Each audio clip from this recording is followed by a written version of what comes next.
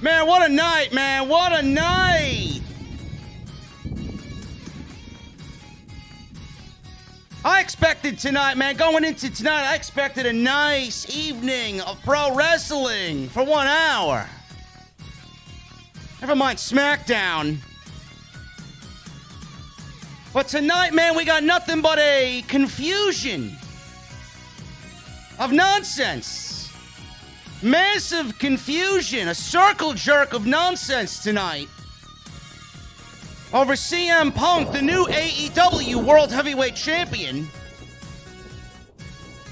Obviously limping coming out of Wednesday's Dynamite. Nobody knew the severity of the injury. And tonight he comes out with tears in his eyes. And I'm fearing the worst. CM Punk is still the AEW World Heavyweight Champion, people. CM Punk is still the AEW World Heavyweight Champion. But he has a broken foot. And in typical Tony Khan fashion, he gave us the TK special. An interim champion will be crowned at the Forbidden Door pay-per-view in Chicago on June 26th. Who will that be? I don't know. Why do we need an interim champion? I don't know. But all I have to say is I'm glad CM Punk is not going to be out for an extended period of time, man. We're going to talk about this and everything that is going to potentially happen on Wednesday's huge Dynamite. And also we'll talk about SmackDown. But I mean, you guys already here for SmackDown, man. Give me a break, man. Unless you want me to put you to sleep with a nice bedtime story. I'm going to the venue, man. There's no time for bedtime story. There's only time for cold beverages, man. I got mine. I got mine, man. I'm in Atlantic City, and we're going to the AC Beer Fest tomorrow, man, so I'm starting early. But I got one question for all of you guys tonight, man. I want you to start early with me. What the fuck are you guys drinking? I'll see you over there.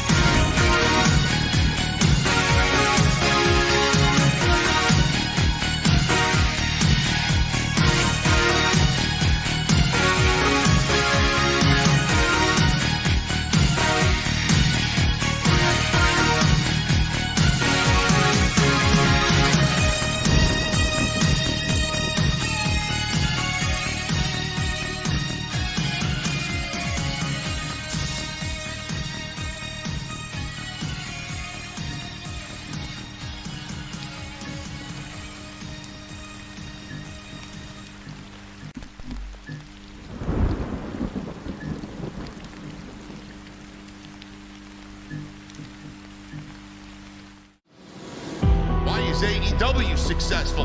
Why is Tony Khan running his promotion better than Vince McMahon and Bruce Pritchard are running Monday night and Friday night? Long-term booking.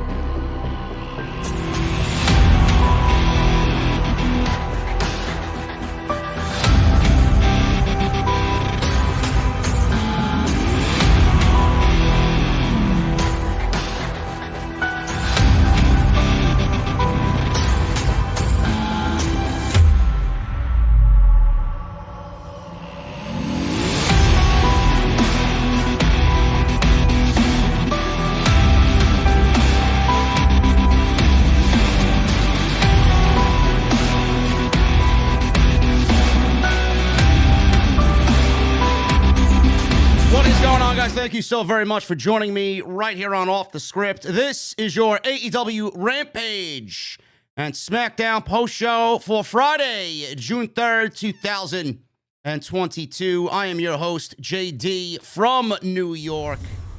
As always, coming to you live from the OTS venue. Thank you guys so very much for joining me on your Friday evenings, wherever you may be. Man, what a confusing night it was for everybody watching the second half of AEW Rampage tonight. They put out a tweet, CM Punk put out a tweet, and AEW then followed suit with a tweet of their own that CM Punk was going to address the AEW Championship. And man, oh man, did he not disappoint, because we were all expecting the worst. But man, oh man, they know how to play on the heartstrings of everybody watching the show that is completely invested in what's going on and completely invested in what has transpired in the last week or so in AEW, man. I'm going to start with AEW because this is obviously the more important of these situations tonight. CM Punk came out. There was a tweet earlier in the afternoon, and CM Punk tweeted out that he will address the AEW fans on Rampage tonight, and it has to do with the AEW Championship and his career. Now, obviously, this sent everybody into a frenzy, because the big rumor going around coming out of Wednesday's Dynamite, and Jesse and I discussed it, there were a multitude of things that it could have been. It all stemmed from Wednesday and CM Punk jumping into the crowd right before the six-man tag with the Ass Boys and Max Caster while he teamed with FTR at Open Dynamite on Wednesday. He jumped into the crowd. It looked like he kind of fucked himself up on the barricade. He crotched the barricade. He didn't really seem all that well in the match. He botched a very fundamental springboard. If you're CM Punk, he pulls the move off every single time he's in there. He slipped off the top rope coming off a springboard, and he completed the match. And he and FTR went on to win and get the win over the Ass Boys and Max Caster. The other thing that happened on Wednesday was that MJF cut that major fucking nuke of a promo on Wednesday night. And during the commercial break, for everybody that was in attendance, they pulled out their phones. So you and I didn't see it on TV.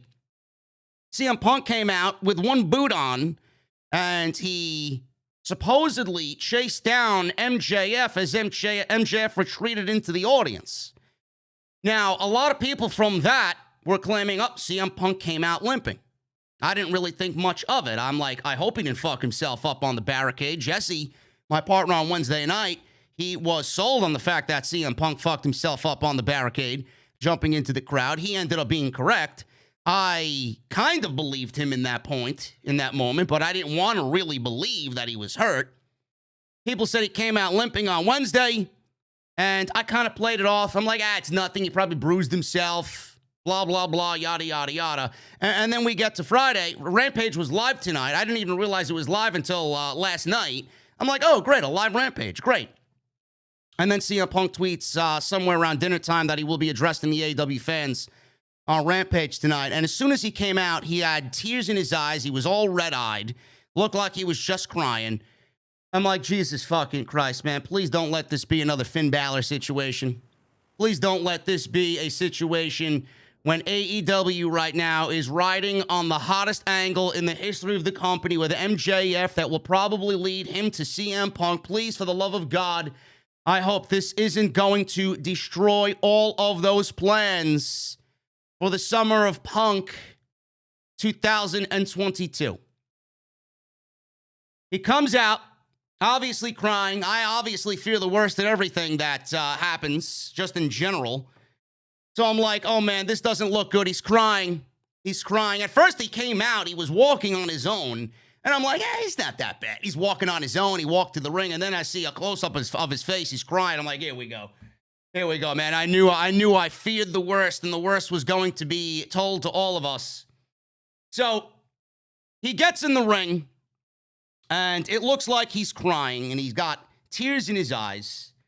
He says he's got the AEW Championship around his waist. When he got to the arena, he felt every bone in his body was telling him to go home and be with his wife and his dog, Larry.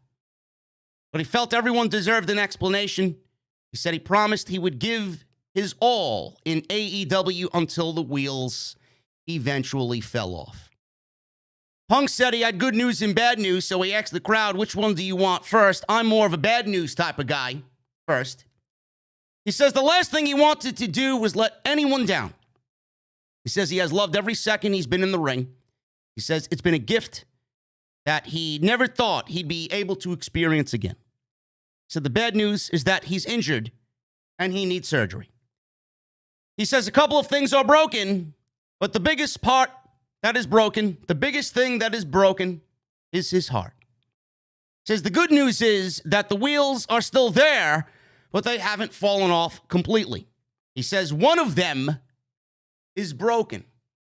Almost like CM Punk is speaking to us in riddles, man. I don't know if he's going to be auditioning for the next Batman film and be auditioning for the fucking Riddler, but he really coded this in a way where he did not want to let you in on all the information on what was going on with him and the World Championship. Everything was very vague in this promo by CM Punk. Don't know necessarily if that's a good thing or a bad thing. If it's bad, I don't know why you just don't come out and tell us, hey guys, I got a broken foot, but I'm going to still be holding on to the AEW Championship. I'll be back in a couple of months. That's all he needed to say, but he wanted to code this as if he was fucking one of Arkham's greatest villains. Says the bad news is he needs surgery, and one of the things on him is broken, which I'm assuming is his foot. If he had a broken leg, he'd be out there on a crutch. So I'm assuming that it's his foot, and the foot injury probably stemmed from him jumping into the fucking crowd during Dynamite, and then it's kind of ailed him in the match on Wednesday in that open of Dynamite. Punk addresses the AEW Championship, obviously now that he told everybody that he's injured. He says he doesn't want to hold things up in AEW. Says he told Tony Khan he would relinquish the title, but Khan feels this is just a bump in the road for him. So he wanted to give up the title. He's pretty much telling everybody he wanted to give up the title because there are a plethora of talent backstage in AEW. He mentioned Bryan Danielson and he mentioned Jon Moxley. He didn't mention anybody else. He didn't mention Adam Cole. He didn't mention Darby Allin. He didn't mention Andrade. He didn't mention Miro. He didn't mention Swerve or anybody else. He didn't mention anybody else. He mentioned the two biggest names that have come over to AEW that were made WWE guys. He mentioned Jon Moxley and Bryan Danielson, the two biggest figures in the Blackpool Combat Club, which I found to be a little weird. I don't know if you guys found that to be weird, but I figured he would have mentioned some youngsters back there that deserve an opportunity. He mentioned two of the most established guys on the roster. Tony Khan does not want him to relinquish the title. Tony Khan says this is a bump in the road. Punk wanted to give up the title. Tony Khan said, no, I'm not allowing you to do that.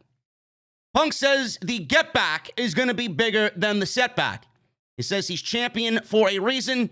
He says he will come back bigger, faster, and hungrier than ever before, and he'll prove why he is the best in the world. Now, when the segment was over after he said that, it was very clear that he did not give up the championship. That's the way I interpreted it. He didn't give up the championship. He said pretty much, and I quote, Tony Khan did not want me to give up the AEW Championship. He feels like this is just a bump in the road on the journey of CM Punk. That's the way I took it. And then all of a sudden, right before we go to commercial break, Chris Jericho on commentary, before the screen went black and faded out as we went to commercial, he uttered, right before it went black, CM Punk is relinquishing the AEW Championship. Now, that wasn't the case, because that's not what Punk said, and that's not what Tony Khan wanted, but Chris Jericho took it upon himself to claim to everybody watching at home who's obviously invested in everything that's going on surrounding this World Championship that CM Punk relinquished the World Heavyweight Championship. That's what caused all of the confusion on Friday night during Rampage. And the fans went crazy on social media. Fans were frantically going on. What's going on? I'm confused. What the hell was said? I don't get what was going on. Can someone please give us an explanation? It took them up until the main event of the entire show to fill us in on what is going on with the World Championship. Chris Jericho even said it again before they actually had a picture-in-picture commercial break during the Scorpio Sky and Dante Martin TNT title match. He said it during the match. And Chris Jericho said he was going to relinquish the title, and CM Punk has relinquished the title, the AEW World Heavyweight Championship. I don't get it. I get that Chris Jericho is a wizard, but my goodness, man, you can't be a wizard if you're fucking up lines and making everybody all confused. Seriously. Chris Jericho at the end of the night may want to have everybody fucking disappear, man. He may make people disappear. He's a fucking wizard at the end of the day. I better watch my mouth. It was a innocent fuck up there. He was obviously not clued in on what was going on. I'm assuming Tony Khan is in his headset. I don't know why he said it not once, but twice. He said it twice. So we finally got an explanation as to what's going on. And the explanation is, folks, and this is what it is. I know what I heard. I know what I saw. This is exactly what is going on. CM Punk is not relinquishing the AEW Championship. CM Punk is still the AEW World Heavyweight Champion. On Wednesday, it will open the show. There will be a Battle Royal. Who's in the Battle Royal? I don't know. I'm assuming it's going to be a bunch of top-tier guys. You're not going to put a bunch of nobodies in there that don't deserve a World Championship opportunity. On Wednesday, there will be a Battle Royal to open AEW Dynamite. The winner of this Battle Royal will go on to wrestle Jon Moxley in the main event of AEW Dynamite. Now, I had people asking me, well, why is Jon Moxley in the main event challenging the winner of the Battle Royal for the spot at Forbidden Door? Jon Moxley is undefeated this year. He's the number one ranked wrestler in AEW. They are putting the rankings to work, and they're basing it off the rankings. Jon Moxley was number 2 under CM Punk. So right now, that makes Jon Moxley the number 1 contender for the AEW Championship. I don't mind that at all. I don't know why people would mind that at all anyway. Why would people mind that at all? Jon Moxley's been hot, and Jon Moxley's been on fire, so clearly he's going to be in the main event. That's what the standings and that's what the records are for. That's what the win-loss records are for. Okay? Battle Royal. Winner of the Battle Royal will challenge Jon Moxley in the main event of AEW Dynamite. And this is what is going to be. The winner of this match, I'm assuming, will wrestle Hiroshi Tanahashi at Forbidden Door for the AEW Championship, which will be an interim World Championship. And I know I heard what I heard because there's no reason why the Battle Royal is going on first and not last on Wednesday. If it was going on last, then I would get the sense that the Battle Royal winner is going on to wrestle at Forbidden Door for the World Championship. But the fact that it's going on first, clearly they're doing the thing that I originally had thought they were doing. Battle Royal first.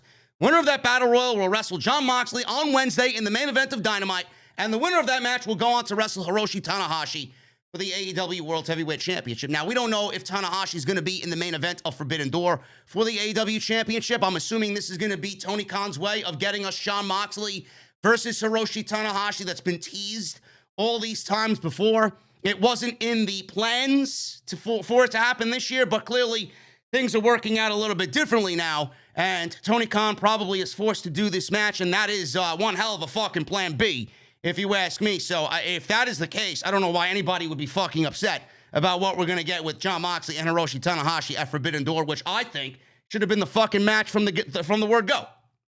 That should have been on the card. That should have been on the pad, written in pencil at least, until the confirmation was made for Forbidden Door as soon as the show was announced. So we're getting the original match that we all thought we were getting for the World Championship, for the interim AEW World Championship at Forbidden Door. Fine.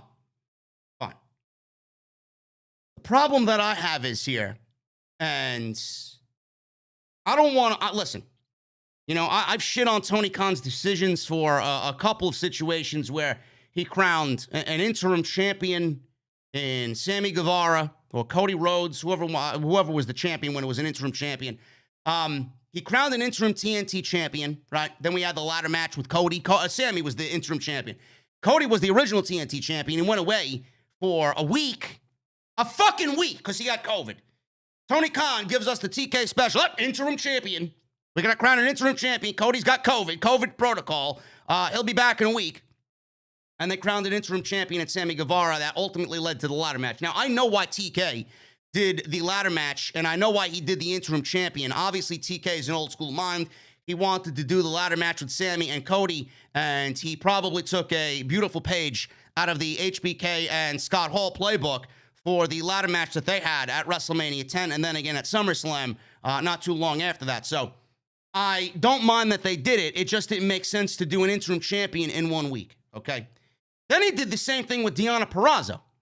He did the same thing with Deonna Purrazzo and vacated the Ring of Honor Women's Championship because she was not able to make Supercard of Honor, and he crowned an interim women's champion between Mercedes Martinez and Willow Nightingale at Supercard of Honor, and that clearly did not need to be. All you needed to do was have that match be a number one contender match, and then have whoever wins that match wrestle Deonna Purrazzo on a random episode of Dynamite. And that's all you needed to do. So TK has given us 2 instances this year where we did not need an interim TNT champion and an interim Ring of Honor champion. I'm going to start calling him Tony Interim Khan from now on. I love everything that he's doing. I think AEW right now is getting to that point where it's hot once again, like we got it a couple of years back when they were doing a bunch of stuff in year 1 and year 2. I felt like it kind of died off a little bit, and that excitement was kind of waning on the fans, and now we're back to it being scorching hot again because of the CM Punk MJF potential angle and the MJF pipe bomb that he cut on Wednesday. Now we got CM Punk. He's the world champion, and he is not vacating the title, but TK once again is giving us a 3rd instance where he's crowning an interim champion. Now, we don't know the severity of CM Punk's injury. A broken foot could be anywhere from 4 to 6 weeks, or in worst case scenarios, it could be 3 to 6 months. Now, I don't think this is going to be a 3 to 6 month ordeal because CM Punk came out obviously walking a little bit slower and walking gingerly to the ring. I would assume this falls under the category of surgery. As soon as he gets off of TV tonight, tomorrow he goes into the ER, he gets that foot surgery, and the recovery time is 4 to 6 weeks. I don't understand why we need an interim champion for 4 to 6 weeks. All you had to do was come out and make a new main event for Forbidden Door. It doesn't necessarily need to be a world championship. Now, the way I see it is if it's CM Punk versus Hiroshi Tanahashi, there's no fucking way that CM Punk is losing that match. So you gave us a dream match, a predictable one, a predictable dream match. That's what you were getting for the main event of Forbidden Door. Fine. It was going to be a great wrestling match. Everybody was excited for it. And the winner was obviously already determined because CM Punk is not losing the title to Hiroshi Tanahashi when there are bigger things planned for CM Punk and MJF. All he had to do was crown a new main event or give us a new main event for Forbidden Door. The plethora of fucking main events that you can have on that show is, at this point, at this juncture, countless. All you had to do was take CM Punk tonight, have him make the statement, I'm going to be away for 4 to 6 weeks, I'll be back, bigger, faster, stronger, blah, blah, blah, not give up the championship and go away and get surgery. And then while you do that, you have Bryan Danielson, and Okada in the main event of Forbidden Door. I don't know why we need CM Punk to come out and tease everybody, and then we get this circle jerk of nonsense on Friday night where nobody knows what the fuck is going on. The left hand doesn't know what the right hand is doing.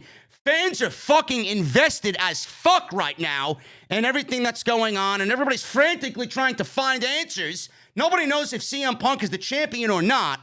All you have to do is have Punk go out there, go away, and still remain the champion. And then you make a main event for Forbidden Door, Bryan Danielson versus Kazuchika Okada for Forbidden Door. That's all you had to do. Now we got another interim championship about to be crowned, about to be settled on AEW Rampage. I get the fact that AEW doesn't want to have TV without a world champion. Fine. Fine. But there are other ways to go about it. It seemingly is in TK's wheelhouse to go and do this interim championship thing. Now, who's going to be the new world champion? Who wins the battle royal? I don't know.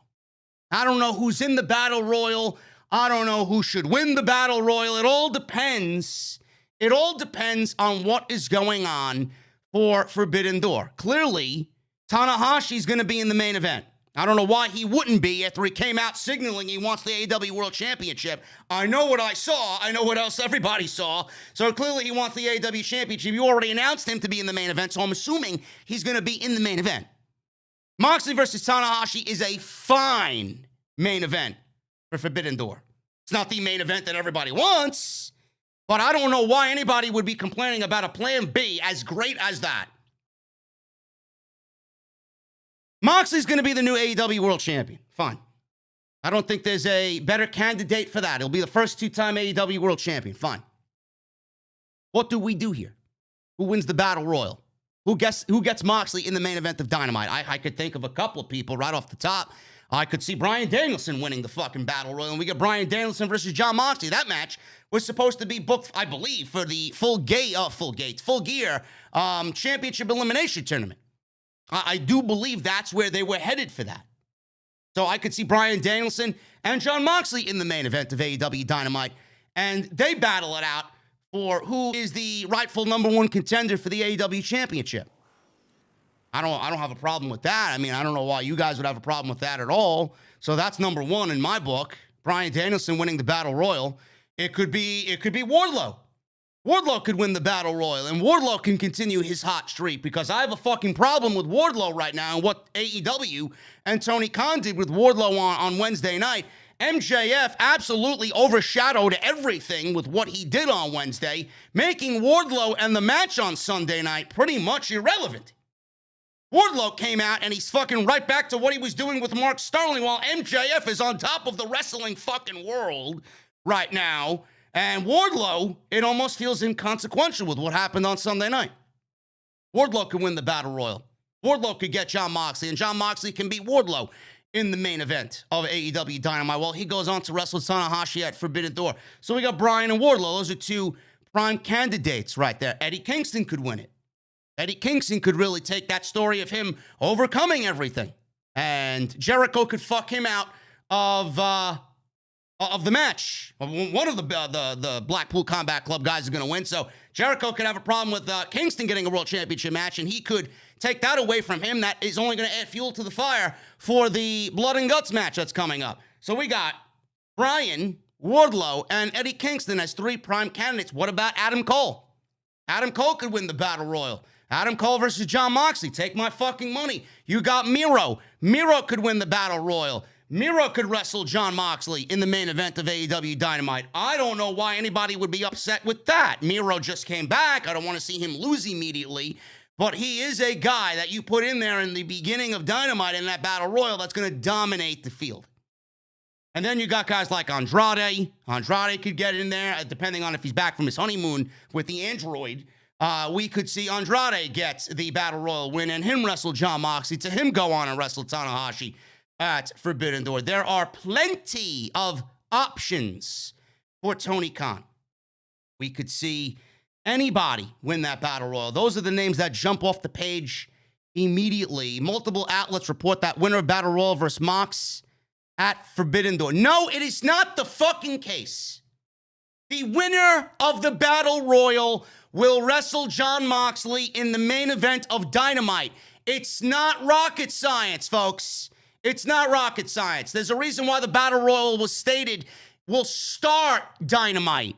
If that's the case, why isn't the Battle Royal to crown a new number one contender for the world title ending the show? They said the Battle Royal will start the show, and Moxley will wrestle in the main event of Dynamite. For that match, the winner of that match will go on to Forbidden Door and wrestle for the World Championship. Hangman Page could win the Battle Royal. We could get Hangman versus Moxley, and Hangman getting back to the World Championship. Hangman could beat Moxley.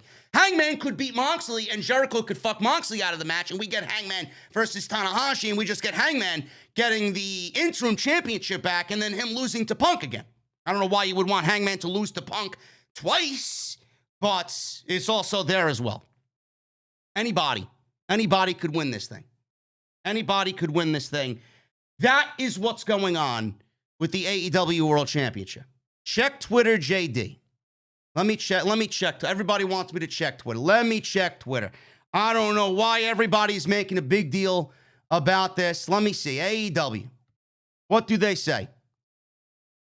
Do we have any? I'm looking at AEW's Twitter account. I see nothing. I see nothing here. Jon Moxley. All I see is standings, rankings. Jon Moxley's number 1.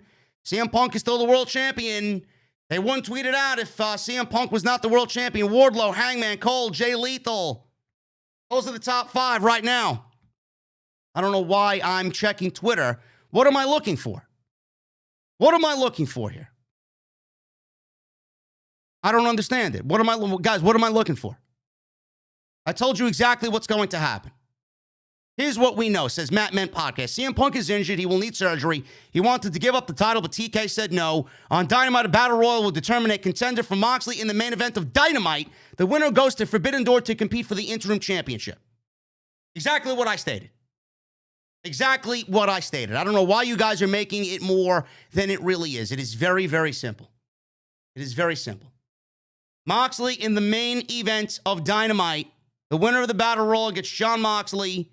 And that is happening in the main event of Dynamite. The winner of that match in the main event of Dynamite will go on to Forbidden Door to challenge for the AEW title. I don't want to hear anything else about it. Daryl, let me check this in the chat. Hold on one second.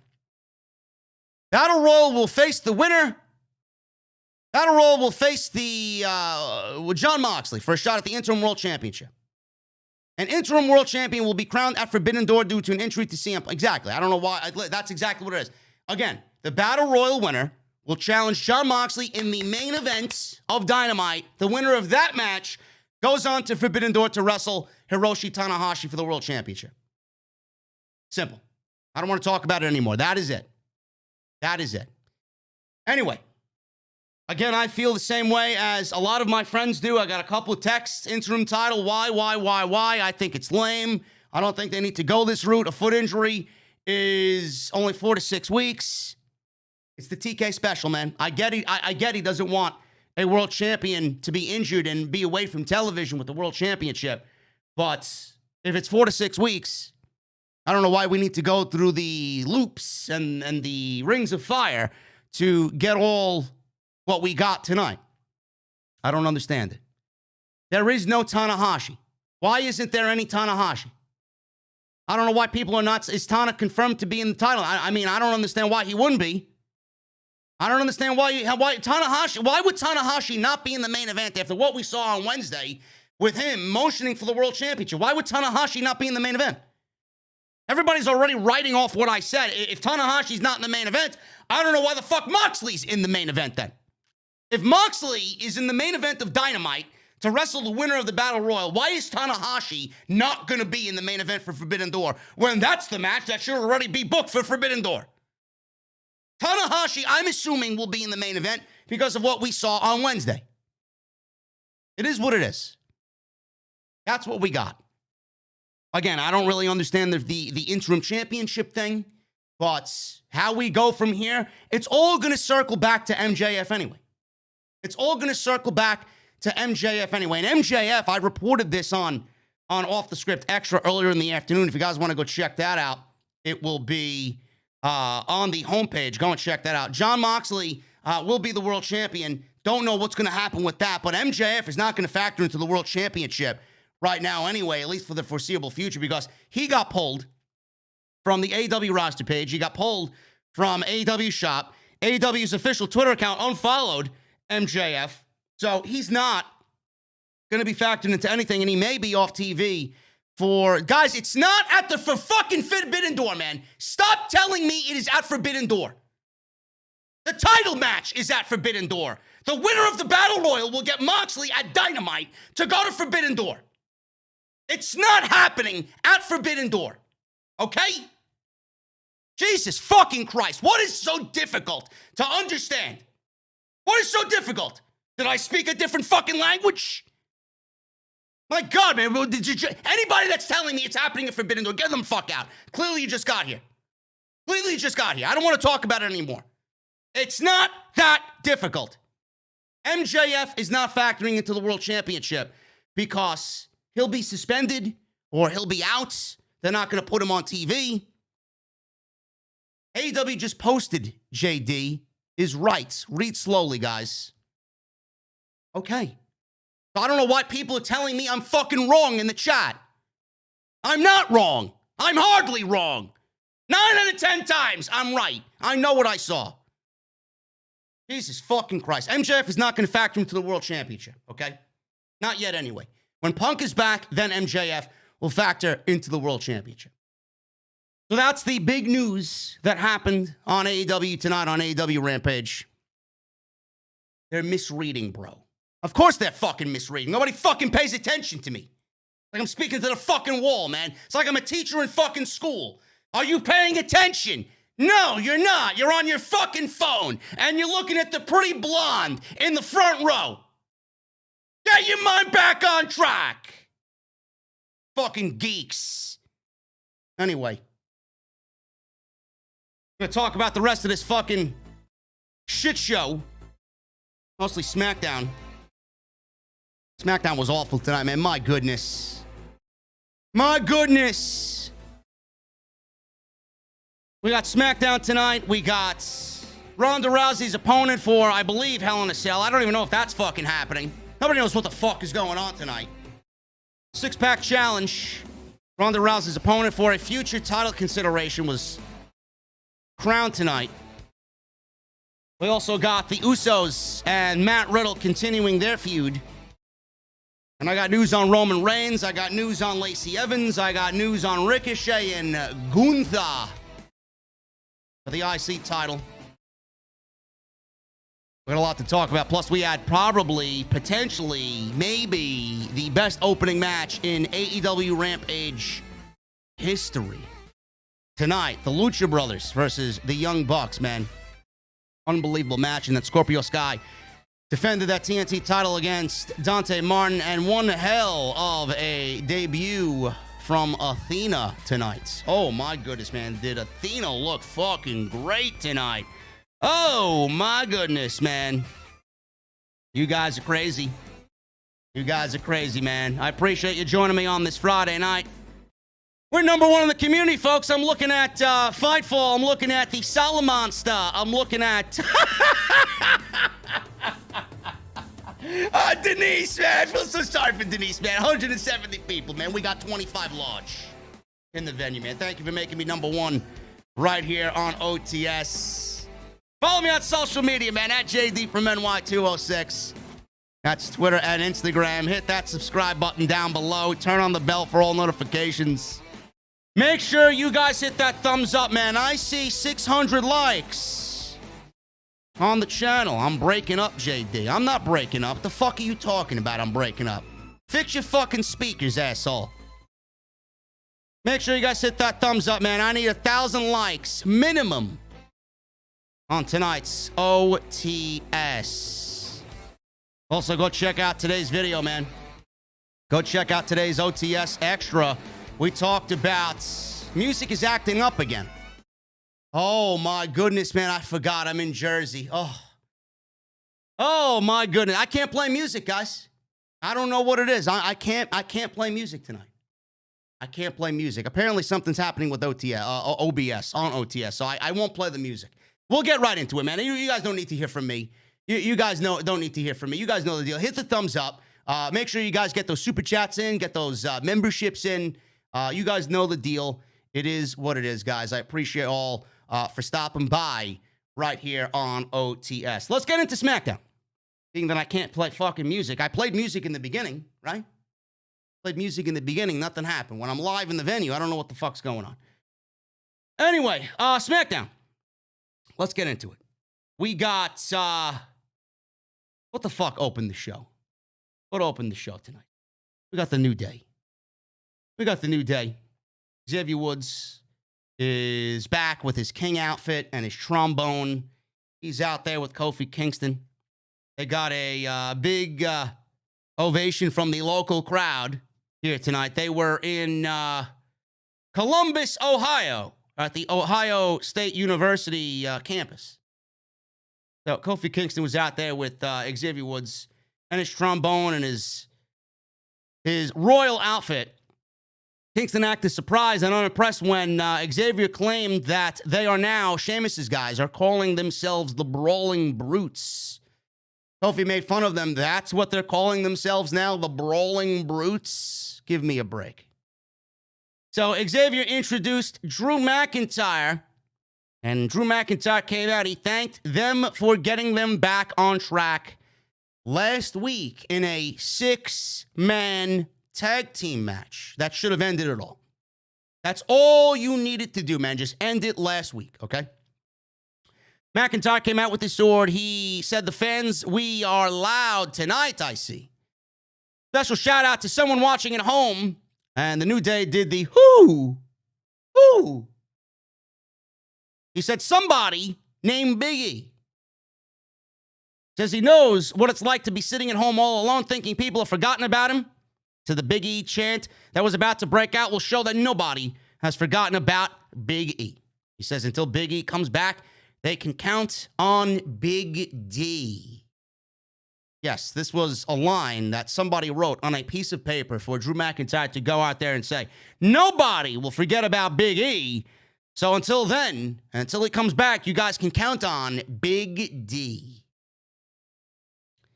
He was about to explain why he's called Big D, but Xavier Woods and Kofi Kingston interrupted him and said this was a family-orientated show. We walked the line, but you're going to take this way too far. Drew wore a Kneel to the Steel t-shirt. It's his new t-shirt because he carries around his sword, Angela. They asked him to explain what that meant on his shirt. He talked about how you need to get on your knees, and then they cut him off again. So WWE trying to be very funny here with the sexual innuendos, and they dropped the ball like they usually do, and they fell flat on their face. So they have a gift. They have a gift. Is it a Fox cancellation? They have a gift for Drew McIntyre. I wish it was a Fox cancellation. We got Xavier and Kofi handing him a colorful gift box because apparently it was his birthday. Happy birthday, Drew. And Drew held up a kilt that said Big D on it. So Sheamus, Ridge Holland, and Butch, let me at him, Scoob. You know, Butch, Scrappy Doo, Pete Dunne comes out. Sheamus took a dig at Ohio State sports. Typical WWE heel thing to do. What city are we in, Vince? Let me make fun of the most popular sports team in the state. You know, that's the level of creativity in WWE creative.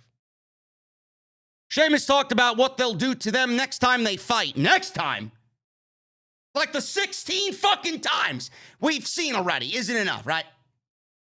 Butch then, all of a sudden, runs down to the ring, and he gets in there with the New Day and Drew McIntyre.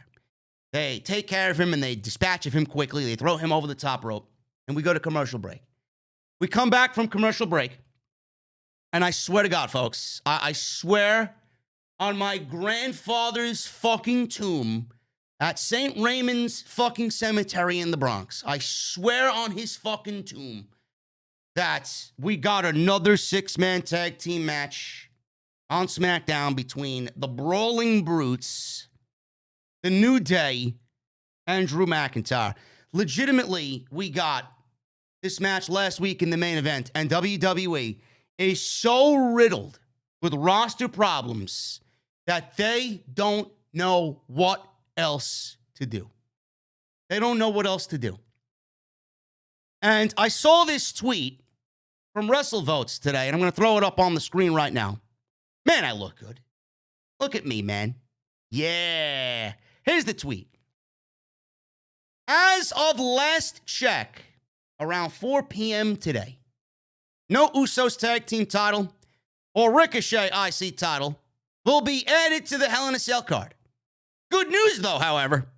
Yet another Riddick Moss versus Happy Corbin match is scheduled to make the show.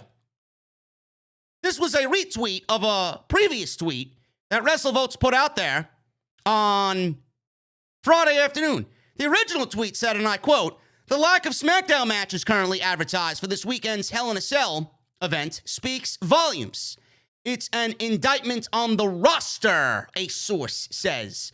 "While the brand split is an ending for all intents and purposes, it's shot." So we got the roster split still being a thing in WWE. And apparently, WWE is so fucking void of common logic and common sense that they're giving us another Brawling Brutes, a New Day, Drew McIntyre match. Why? Because the rosters are so fucking lame and so at a point right now where it may be the worst ever, that they don't know what to fucking do. They don't know what to do. The brand split needs to come to an end. That's all I need to say to you. I mean, there are groups over on Monday Night Raw. There are individuals on Monday Night Raw that I would love to see against the Brawling Brutes. I think that would be great. Maybe we get the Street Profits and someone over there teaming up with the Street Profits against the Brawling Brutes, or we get the Judgment Day versus the New Day, or the Judgment Day versus the Brawling Brutes. I mean, I don't understand why we're operating under the rules of a brand split, but WWE wants to have Raw superstars on SmackDown and SmackDown superstars on Raw when they see fit. Meanwhile, shit like this makes the fucking cut. Shit like this makes the script every fucking week, and it's almost as if they don't fucking care. And then they go into these fucking casual fan audiences in Columbus, Ohio, and they're cheering on the same fucking match that they've gotten since fucking January. I don't get you. What is so exciting about this match when we basically seen the same fucking thing last week in the main event and the previous 30 fucking weeks before that? I don't understand you. But you guys want to operate under a brand split. This is what happens when you put the fucking titles, the majority of the most important titles, on one fucking group of people. You backed yourselves into a fucking corner. Look at what you did firing everybody during the pandemic. You backed yourself into a fucking corner. Now you don't have anybody to rely on. You fired everybody. TK scooped them all up. This is why you hear reports of WWE would love to have Cesaro back. Cesaro's a free agent. Cesaro may be making big money by sitting out because WWE knows they have a fucking roster problem. So they may bring Cesaro back to add that veteran presence to Friday night. This is why I read that WWE has an open door initiative to bring back Johnny Gargano. They may bring him back and offer him the fucking world. They may offer him the vault to come back. Because there is nobody right now on free agency that WWE really wants, but really needs right now out of sheer necessity because they fucked themselves up. They pretty much backed themselves into a corner. This is what happens. I knew this was going to happen. Nobody believed me. Nobody wanted to hear me. Nobody wanted to understand the point of view I was trying to make, but here I am, right again as always. Right again as always. I told you this was going to happen, and now look at what is happening. There is no need for a brand split. I've been saying this shit since 2016. No reason for a brand split, no reason for 2 tag team titles, no reason for 2 women's titles, no reason for women's tag team titles. I don't get it. WWE won't end the brand split because they're fucking lazy. WWE won't end the brand split because if they do, they are admitting failure. That's the main reason why they won't end the brand split. If WWE ends the brand split, everybody, including myself, which I know I'm right anyway, but that would only be confirmation on my end that I'm right, officially, and WWE would basically be admitting it without saying it. If WWE ended the brand split, then they admit their failure.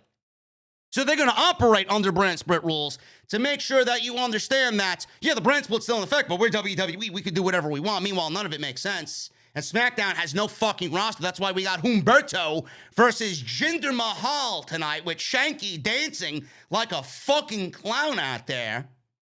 This is why you get SmackDown being 95% trash, and when Roman Reigns is on TV, it's the only worthwhile thing watching on Friday night. And that's why we got Big D, and the New Day versus the Brawling Brutes. Let me at him, Vince!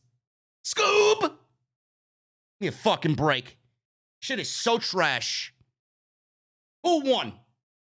The New Day won last week, and the New Day win, not this one. The Brawling Brutes win this one.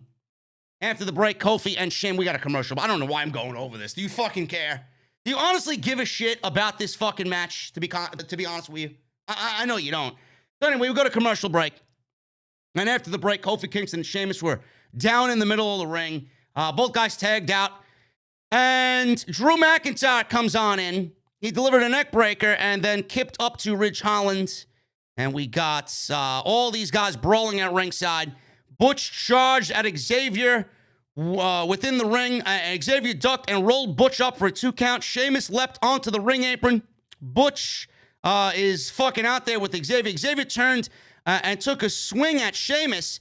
Butch then took advantage of the distracted Xavier and hit a bitter end on Xavier Woods for the 1, 2, 3. And the Brawling Brutes get their victory back over Big D and the New Day. I mean, I don't understand it. I don't understand why this match continues to take place every single fucking week. They're not fighting for anything. We're losing brain cells every fucking week watching the same shit happen over and over and over and over again. I don't get it. I don't get it. It's almost as if Bruce is legitimately going into the trash of last week's show and pulling out the previous week's script. Vince, what do you want on the show? I don't know, Bruce. I'll leave it up to you. I trust you with everything, Bruce. All right, Vince. And then he goes into the trash and pulls out last week's show and pretty much just takes that and uses that as a fucking blueprint for the following week's show. And Vince doesn't fucking know because he's suffering from Alzheimer's. He's got fucking dementia. Vince doesn't know. Bruce, why are we doing the New Day and Drew McIntyre again? I don't remember seeing this. Did we do this last week? Oh, no, Vince, we didn't do it last week. We didn't do it last week, Vince. This is the first time match. I think the fans in Columbus, Ohio will be very excited about this, Vince. You fucking break. Shit sucks. Kayla Braxton interviewed Matt Riddle and Shinsuke Nakamura backstage. Riddle said they are still in the honeymoon phase as a tag team. Said Nakamura is no Randy, but he's got some sweet moves. Nakamura then said to Riddle, well, Riddle is no Boogs, but he's more peaceful, quieter, and smooth. Braxton then threw a clip of Roman Reigns costing Riddle and Randy Orton the Raw Tag Team titles and a post-match beatdown that took Randy Orton off of television. Riddle said the Usos and Reigns might have ended Randy's career. He said this match isn't about the tag team titles. It's about vengeance for Randy. So, I get what they're doing here. I really, really, really understand what they're doing here. But my God, man, how fucking lazy can WWE creative be? How lazy could they be? It's amazing. WWE unified the Tag Team Championship of the entire company. They took the Raw and SmackDown Tag Team Championships and unified them as one, put them on the Usos, and then gave the Bloodline more gold than really needed. And it was all between the Usos and RK Bro. Only for WWE to unify the tag team titles and basically do the same match after the unification without Randy Orton. So it's Matt Riddle and Shinsuke Nakamura. They're basically doing the same match and the same shit. But everybody just seems to fucking shrug their shoulders and turn the other way. They don't even bat an eyelash. Oh, that's all right. That's all right. Matt Riddle's great. Shinsuke Nakamura's great. He deserves it. Nakamura deserves it. Meanwhile, I'm the only one saying this is the same fucking shit that we got in the unification match with Randy Orton not being there. That's the level of your creativity for the tag team championships? You put the tag team titles on the Usos, both sets of tag team titles, to give us the same shit that you've been giving us for 3 months. I don't see how anybody could really accept that and not question that. Now, I get why they're together. I don't really like it. I think it sucks. But that's the level of SmackDown creativity. It is awful. We go backstage. Adam Pearce, who, by the way, blocked me on social media, only to then unblock me because Otis in the chat, he said something. Otis, what's going on, bro? Thank you for modding today, bro. Make sure you bounce people out. Otis, the official bouncer of the venue. Apparently, somebody dragged my name into something that had nothing to do with anything creative in WWE. Adam Pearce blocked everybody in the thread. I complained. Why are you guys tagging me in unnecessary fucking shit? I don't have any fucking problem with Adam Pearce. He thankfully unblocked me, and we can go about our business now. Thank you. Thank you, Mr. Pearce. I enjoy Adam Pearce on television. Adam Pearce was backstage. He was on the phone talking to somebody, and he was talking about the women's six-pack challenge tonight. Then Max Dupri shows up. He walked in and he got close to Adam Pearce face to face. He talked about finding someone for the blue brand who can represent WWE on all runways around the world. He told Pearce he doesn't make the cut. Adam Pearce is not good enough for the maximum male models. Dupri said he found someone who will walk away from Instagram to the bright lights of WWE. Who might that be? Asked Adam Pearce.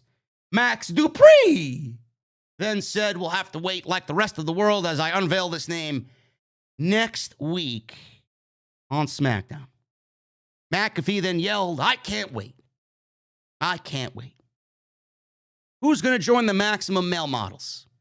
I don't know. Do you genuinely give a shit? I know I don't.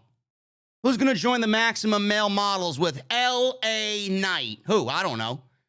Now, we know that L.A. Knight is now Max Dupri. While he was L.A. Knight, they gave this a test run in a dark match. By the way, there were two names that worked dark matches tonight for SmackDown. Sangha and Wes Lee of NXT 2.0 worked dark matches on Friday Night SmackDown before it went live on Fox 5. Fox 5 here in New York City. But I fear for everybody that works dark matches on Friday Night SmackDown because maybe it was only 2 of the fucking 8 or 9 that work dark matches. Tommaso Ciampa isn't really doing anything on Monday Night Raw. He'll be gone before you know it. And then we got L.A. Knight, who worked dark matches. He's on TV now as Max Dupri. And those were the only 2 names that made the cut coming out of the dark matches on Friday Night SmackDown up from NXT 2.0.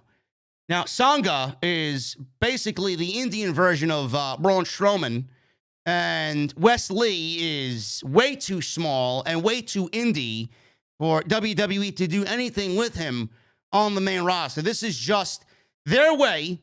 Don't know why they're giving Wes Lee a look on the main roster. The fuck is Wes Lee going to do on the main roster? I have no fucking idea. This is WWE's way. This is their way out of saying, well, we gave Wes Lee a shot. We didn't like him. Let's get rid of him.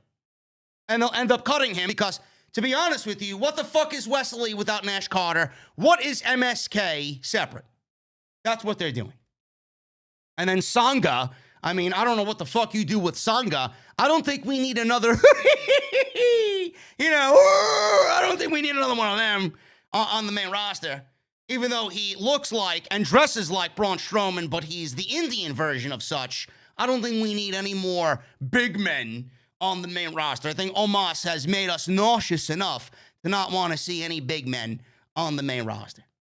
So that was the news coming out of that. Wes Lee and Sangha are having dark matches now on SmackDown. For what, I don't fucking know, but if I was them, I'd fear for my employment about 3 weeks from now.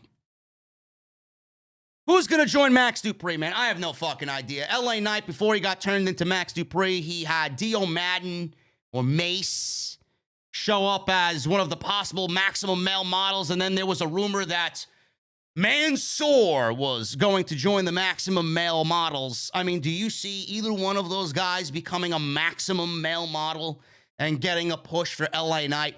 If it ends up being Mace and Mansoor in the maximum male models, That's pretty much WWE sabotaging LA Knight and sabotaging him in a way where they know it's going to fail, and then they'll use that as an excuse to get rid of everybody and dump the fucking gimmick and dump the storyline.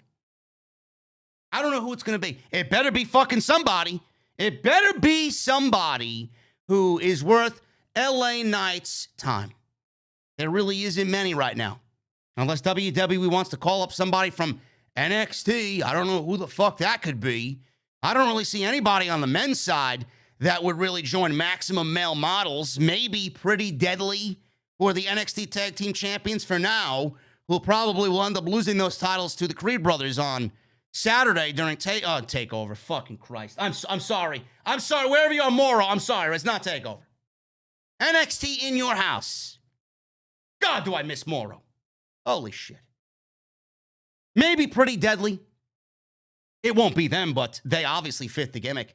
You know what I honestly think it is? It can't be anybody on the main roster. It can't be anybody on the main roster. It can't be anybody in NXT outside of Pretty Deadly. I don't know who plays that gimmick. They said here with LA Knight, Max Dupri, he's taking them from Instagram and he's going to debut them in front of the world.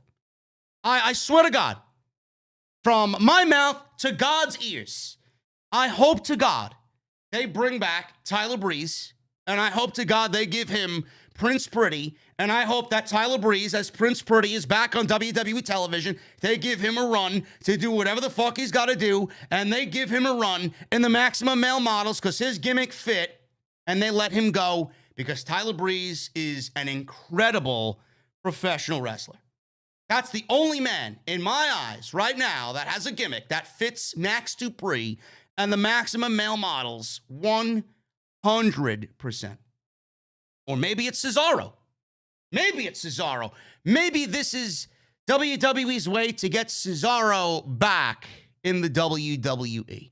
He was on Instagram lately. He was on social media wearing his new shirt and his new logo, talking about his coffee coming out that's sold out, that I want, that I can't get it, right? Because I'm a big coffee guy. Maybe it's Cesaro. We all know that when Cesaro dresses up like James Bond, Cesaro is a good-looking motherfucker, man. Maybe it's Cesaro. Maybe it's Cesaro. Maybe it's, like you said, Tyler Breeze, Dolph Ziggler. I could see Dolph Ziggler as well in the Maximum Male Models. I could definitely see that, man. Dolph Ziggler's a good-looking guy as well. Some of you guys are saying Fandango. I could see Johnny Curtis come back. He was a very underrated act. I could see that as well. There's a lot of guys that WWE seemingly has gotten rid of that would fit into this new group with Max Dupri. So we'll see what happens. We'll see who it is next week.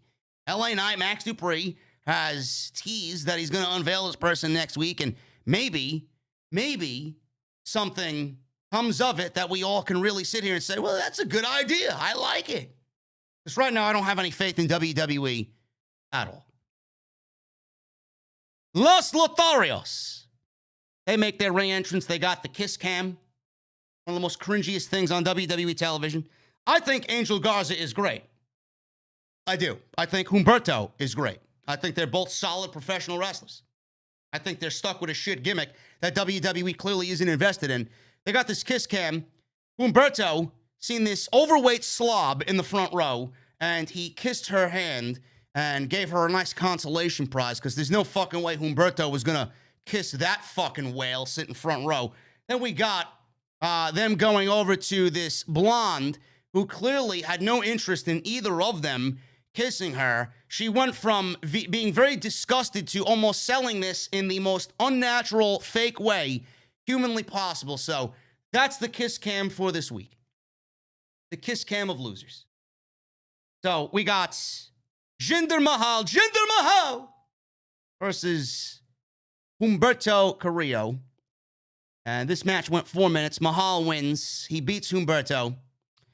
And Shanky apparently aided in Jinder winning this match because of his obviously terrible dance moves. Shanky tried to get Jinder to dance. After the match was over, Jinder shot him a very unenthusiastic look and walked away. So how we got him to win the match for Jinder? Well, Shanky danced at ringside whenever Jinder got any offense in. Jinder yelled at him, Humberto rolled up Jinder for 2. Humberto then yelled at Shanky to get down. He was on the apron, I guess. Jinder rolled up Humberto for the win. They started dancing, and Jinder wanted no part of it.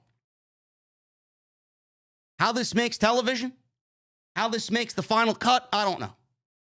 I don't really understand it. Jinder Mahal is still winning matches in 2022, Hologram. I have no fucking idea why we are living in this fucking bizarre universe, man. I really don't get it. And Jinder Mahal with Shanky, man, never liked it, never really made sense of it. It was going nowhere, right? They had Veer there. They had Shanky. Veer got moved to Monday Night Raw on the brand split or the draft. Shanky remained with Jinder Mahal. They didn't do anything with these guys. Now they made him into a dancing clown.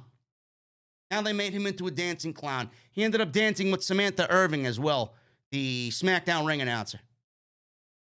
Unbelievable.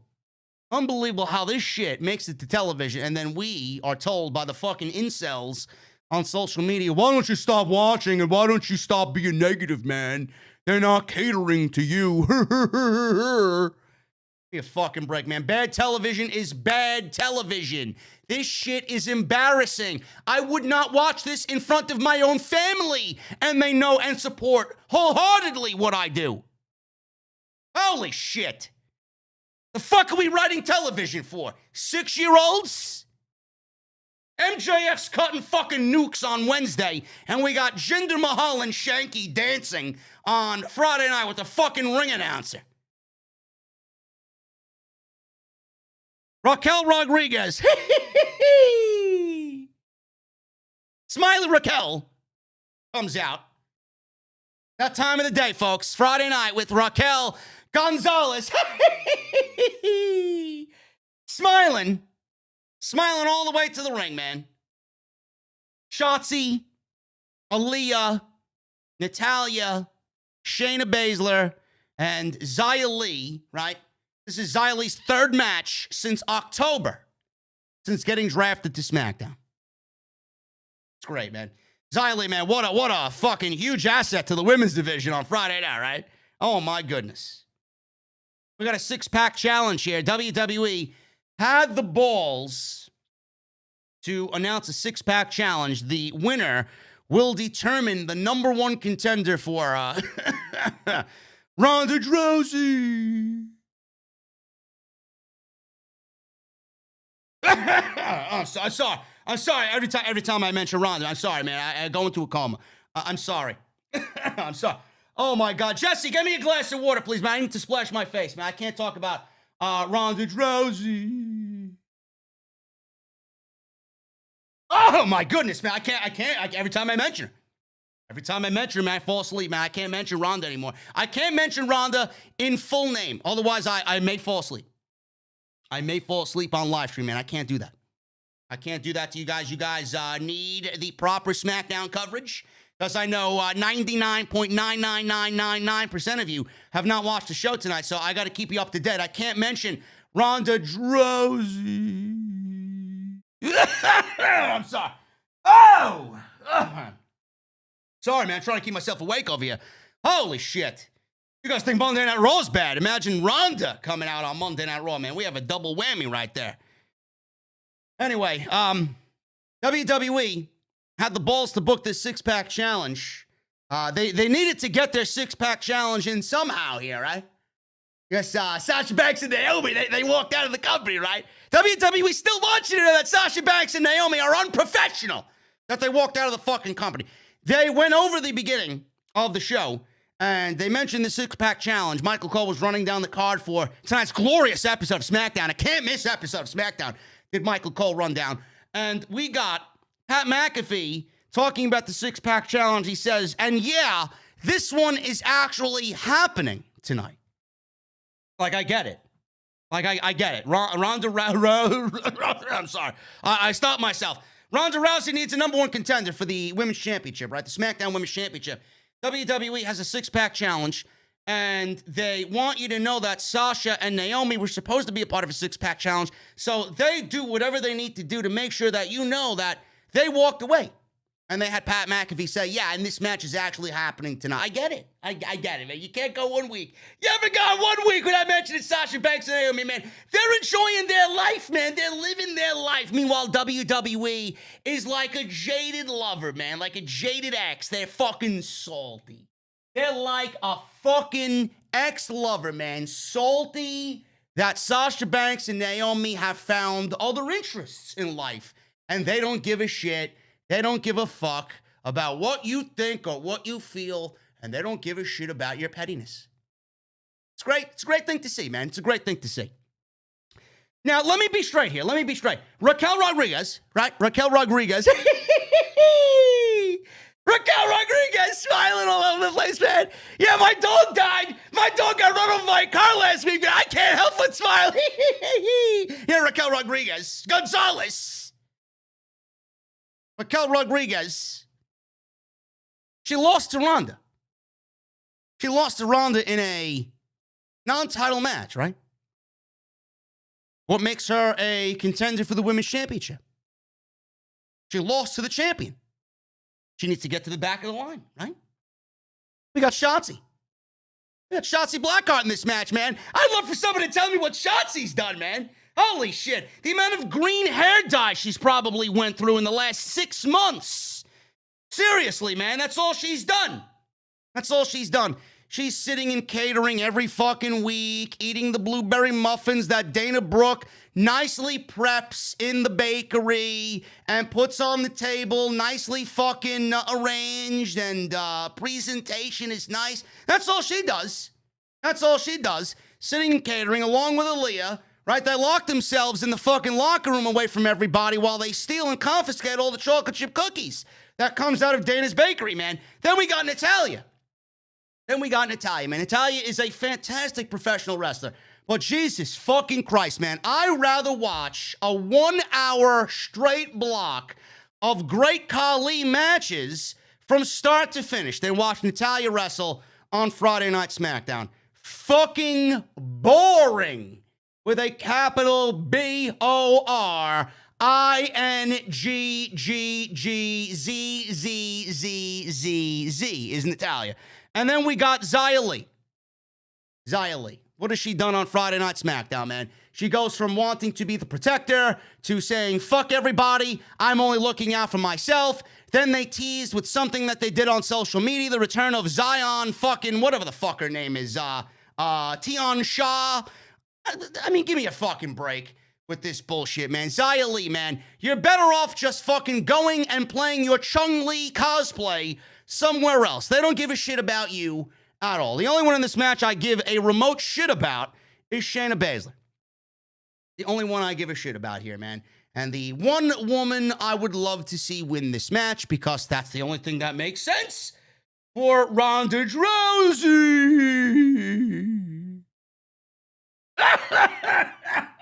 Oh, my goodness, man. Oh, I catch myself falling asleep, man. I can't help it. I'm going to start chanting Ronda Rousey after the stream is over, man, when I lay in bed with the air conditioner on. I'm just going to count Ronda Rousey. I'll be asleep in fucking 3 seconds. Holy shit. In all seriousness, why are any of these women here? I want you guys to understand. Oh, but JD, the brand split needs to stay the way it is, man. It's going to make the shows worse. It's going to make the shows worse, says the fucking overweight fucking slob on social media who types away, they type their fucking discrepancies with me. This is your entire women's division. On Friday night in this match. Can you name one woman here that matches up great with Ronda Rousey? I know I can. There's only one. Shayna Baszler. Natalya, Aaliyah, Shotzi, Raquel. Give me a Xia Li. Give me a break, man. This match is ridiculous. Just based on the fucking fundamentals of it. It's ridiculous. So who won the match? Natalya wins in 6 minutes. Natalya, obviously we had Natalya win here because WWE's going the safe route. And then we got the match start. The match went 6 minutes. Some six-pack challenge, man. Yeah, we'll end it in 6 minutes. Yeah, it's a great job there, Bruce. A few minutes in, they went into a bunch of moves. Natalya opportunistically here stole the victory, covering Shotzi for the win after Gonzalez hit her finisher on Shotzi. Natalya gets the title match against Ronda Rousey. I would assume it would happen at Hell in a Cell because I believe Ronda was promoted for Hell in a Cell. But Michael Cole on commentary did not mention Hell in a Cell. He said that Ronda Rousey Natalya would be down the road. When down the road, I don't know. Hopefully it's fucking 8,000 miles away because I don't want to see it happen again, man. Are you serious? Ronda Rousey versus Natalya for the SmackDown Women's Championship when Natalya obviously was making a big deal about the tag team championships with Shayna Baszler. So I have to ask everybody, man, why exactly is Ronda Rousey back? Ronda Rousey is back for what reason? Are we still on this Ronda Rousey is back to help the women's division bullshit? Is that the excuse people are using now? Ronda Rousey's back to help the women's division? Well, what's the difference between this run and Ronda's last run? I can't really pinpoint why she's back. Ronda at least was back to help the division, and she did help the division. She had one of the best rookie years in WWE history. She had the best match at WrestleMania the year she came back to combat sports and became a professional wrestler. She had the best match at WrestleMania that year, teaming with Kurt Angle against Stephanie McMahon and Triple H. The fuck is going on here with this run, man? In that run, she wrestled Natalya. So seemingly looks like WWE is doing the same thing with Ronda that they did the first time around, but this time around, half of the fucking audience is missing from a couple of years ago. So why are we using Ronda in this moment, in this division, as the world champion, if she honestly and genuinely, from the bottom of my heart, does nothing for the division? Ronda is not a draw. Nobody gives a fuck about Ronda. Ronda's not making the title better. Ronda's actually making the title worse. Ronda is making the division worse. And by having the title on Ronda, everybody else that has a match with Ronda is going to fucking pale in comparison because nobody is on the level and has the background of Ronda Rousey. No, but we're doing Natalya again. Wow, man, Natalya is such a great up-and-coming superstar, man. Natalya is so great, man. I love to see WWE pushing fresh, new, vibrant talent. Like Natalya Neidhart. You fucking serious? This better be a one-off, and that is it. I don't give a fuck when the match happens or where it happens. Hell in a Cell, SmackDown, on the loading dock by fucking Titus's food truck delivery. I don't give a shit. I don't give a shit where it happens. The match is fucking lame. It'll be a good match for the 8 minutes that they have, and then it will be forgotten on the same fucking night that it happens when the show is over. Nobody gives a shit. What WWE needs to do here, and I mean this wholeheartedly, is stop pretending that there's a fucking tag team and that there's alliances between these women. Nobody wants to see it. Burn the fucking tag team titles.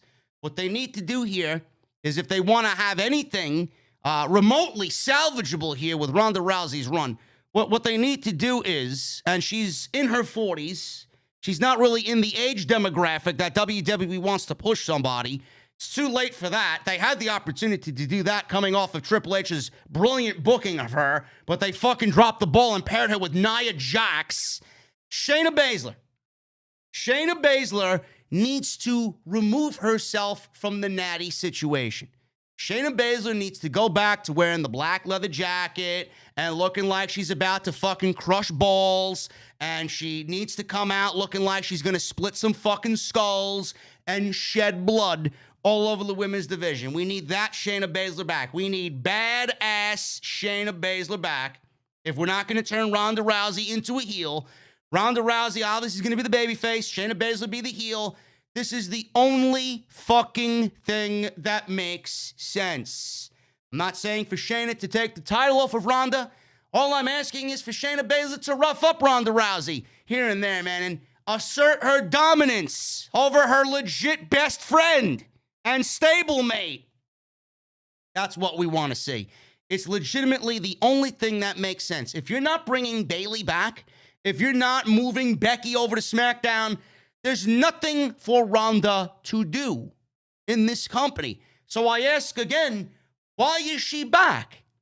When Ronda leaves the company, hopefully for good, following WrestleMania 39, I hope she never comes back, number one. And number two, when she leaves, she'll be leaving the division to who? She's going to leave it in the hands of Becky Lynch, a greedy bitch that doesn't give a fuck about the overall health of the women's division. So I ask again, why is Ronda back, and what is the purpose of Ronda Rousey being here for the WWE? She's not a ratings draw. She's not generating any interest for the fucking show. She's not generating any interest for the women's division. The fuck's she doing here?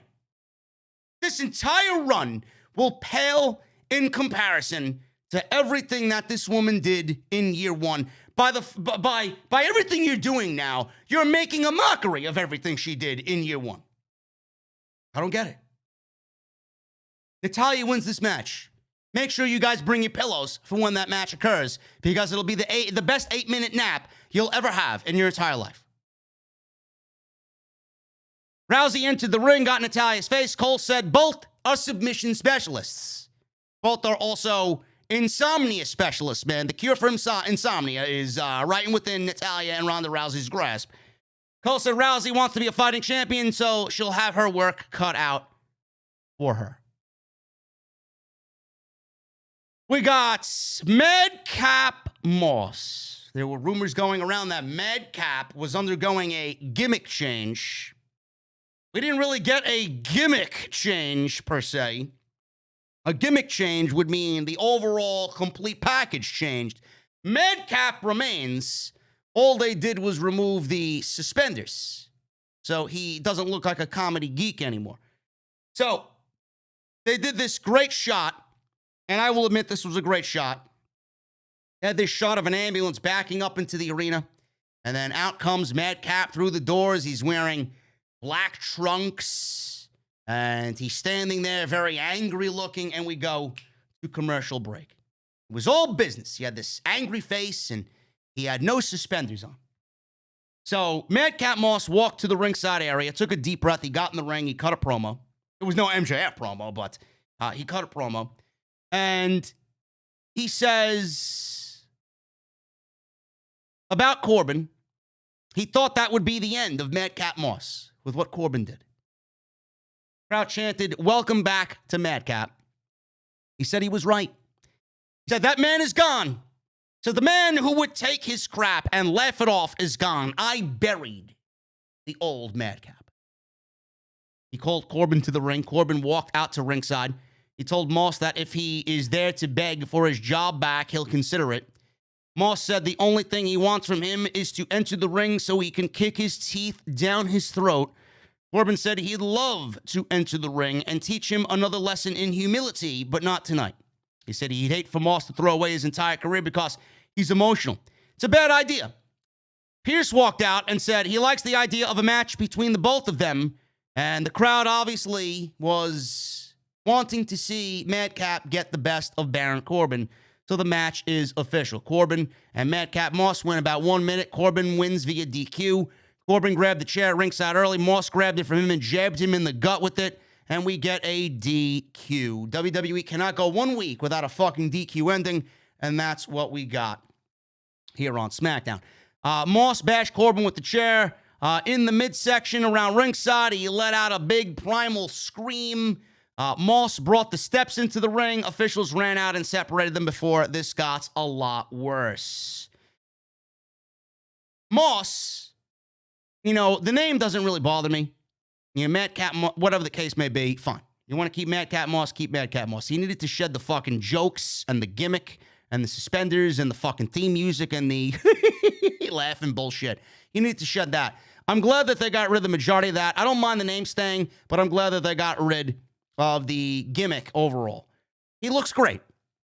He looks great. He looks like somebody that legitimately Vince McMahon would fucking fall in love with and get a huge push on the main roster just based on the way he looks.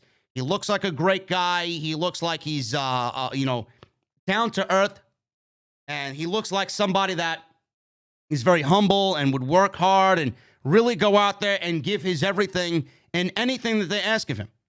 And I want to see him succeed. I was a big fan of his in NXT. I don't know if you guys remember, man. They didn't have a tag team name, but Riddick Moss in NXT during the Black and Gold era, he teamed with Tino Sabatelli. I'm not sure if you guys remember this. Tino Sabatelli actually is the fiance or the boyfriend. I don't know what their relationship is of Mandy Rose.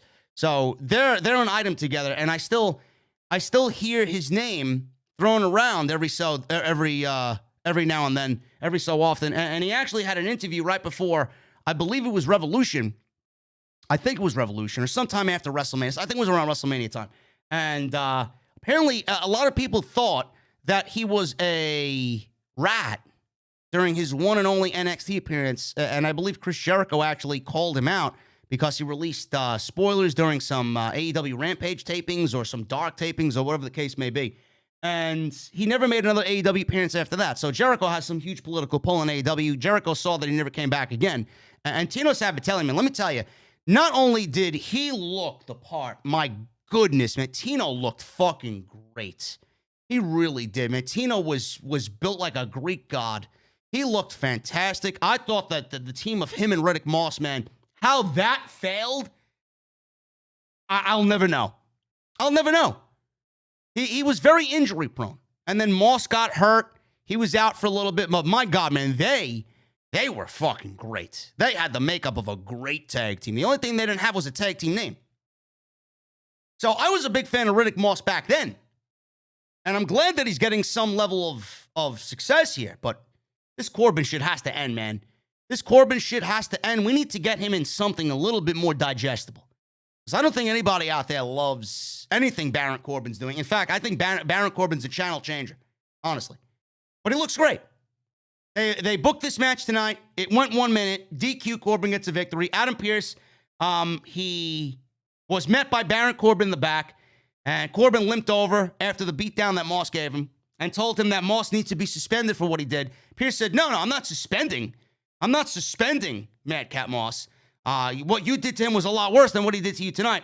So I'm booking a no-holds-barred match for Sunday night at Hell in a Cell. So SmackDown finally makes the Hell in a Cell show.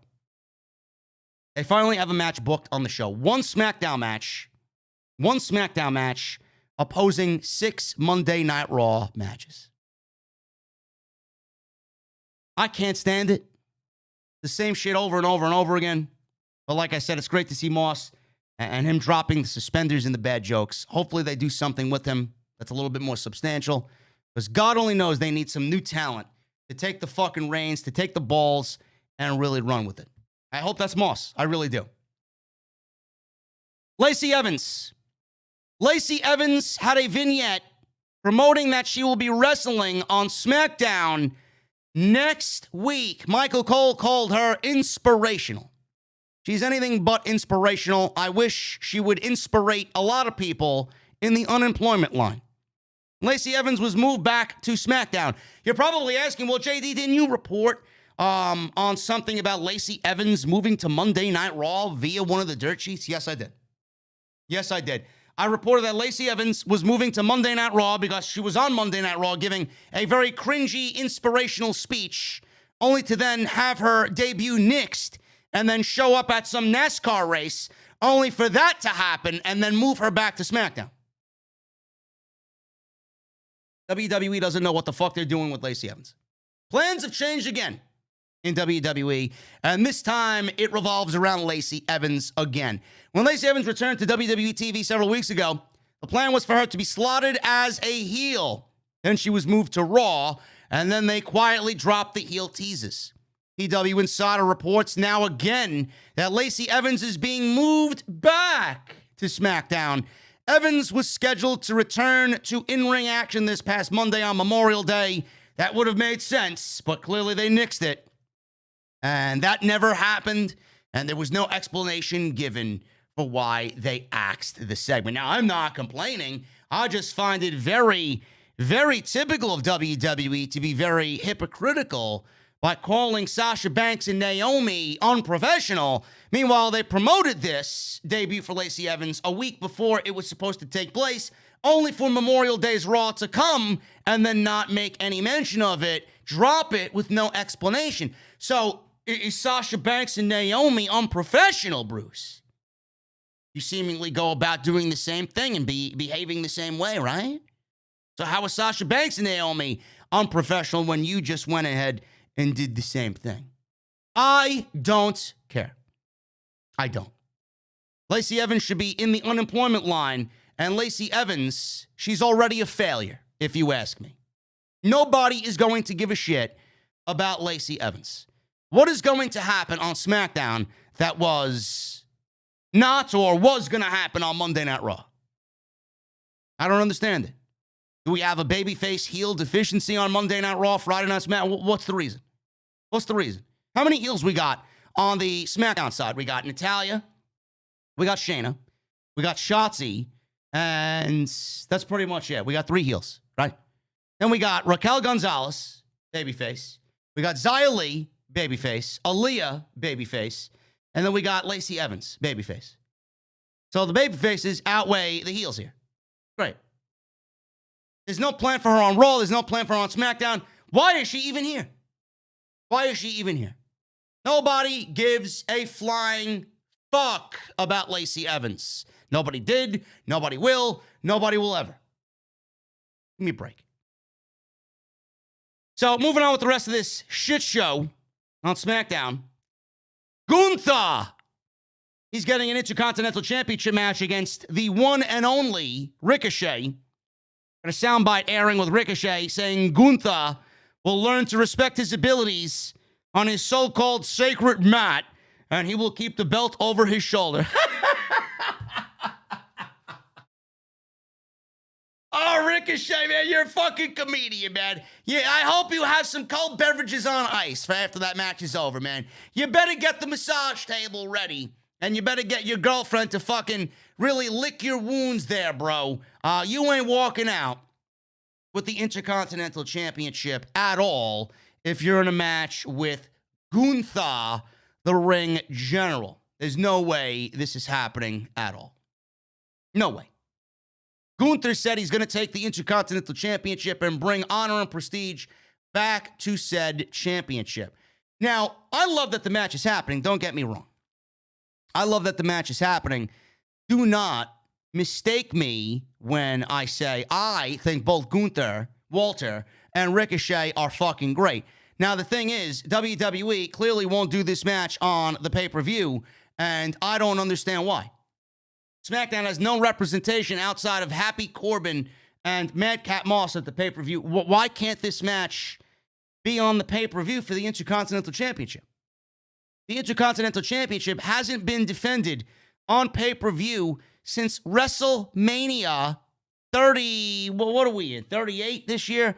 WrestleMania 37. WWE hasn't had the IC title defended since WrestleMania 37, when Big E defended the title against Apollo Crews in a Nigerian drum match. So you mean to tell me that the IC title on Ricochet that has done nothing for Ricochet can't even make the fucking pay-per-view? You can't put that title on the line in front of all these people in a sold-out crowd in Chicago that would appreciate the fucking athletic ability of Ricochet and a great match with Walter? Was that too difficult, Bruce Pritchard? Apparently so. Apparently so. So the IC title more than likely will be changing hands next week. There's no fucking way that Ricochet's winning that match unless WWE was going to hold off on putting this match on a bigger show and doing it at Money in the Bank. I don't really understand. If you want to take the fucking title off Ricochet, just book the match for Sunday at the pay-per-view. There's no point in having him retain the title in a screwy finish only to do the match at the next pay-per-view. Clearly, he's doing nothing with the title. Clearly, you guys don't have any plans for the title. So you might as well just take it off of him and just fucking end his misery. It's amazing how established Ricochet is as a professional wrestler and how great Ricochet is and how worthless the fucking title feels on Ricochet. Normally, in a perfect world, the title would make Ricochet and Ricochet would make the title. But both the title and Ricochet are seemingly made for one another because they're both fucking jokes. That's the current status of the Intercontinental title in the current day WWE. These people are fucked. These people are mentally fucked. It is so fucking terrible. He's not walking out as IC champion. There's no fucking way that Gunther is losing that match. None.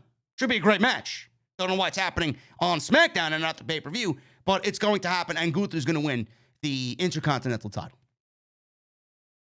The Usos versus Riddle and Shinsuke Nakamura here. This was the main event, and this one went 13 minutes.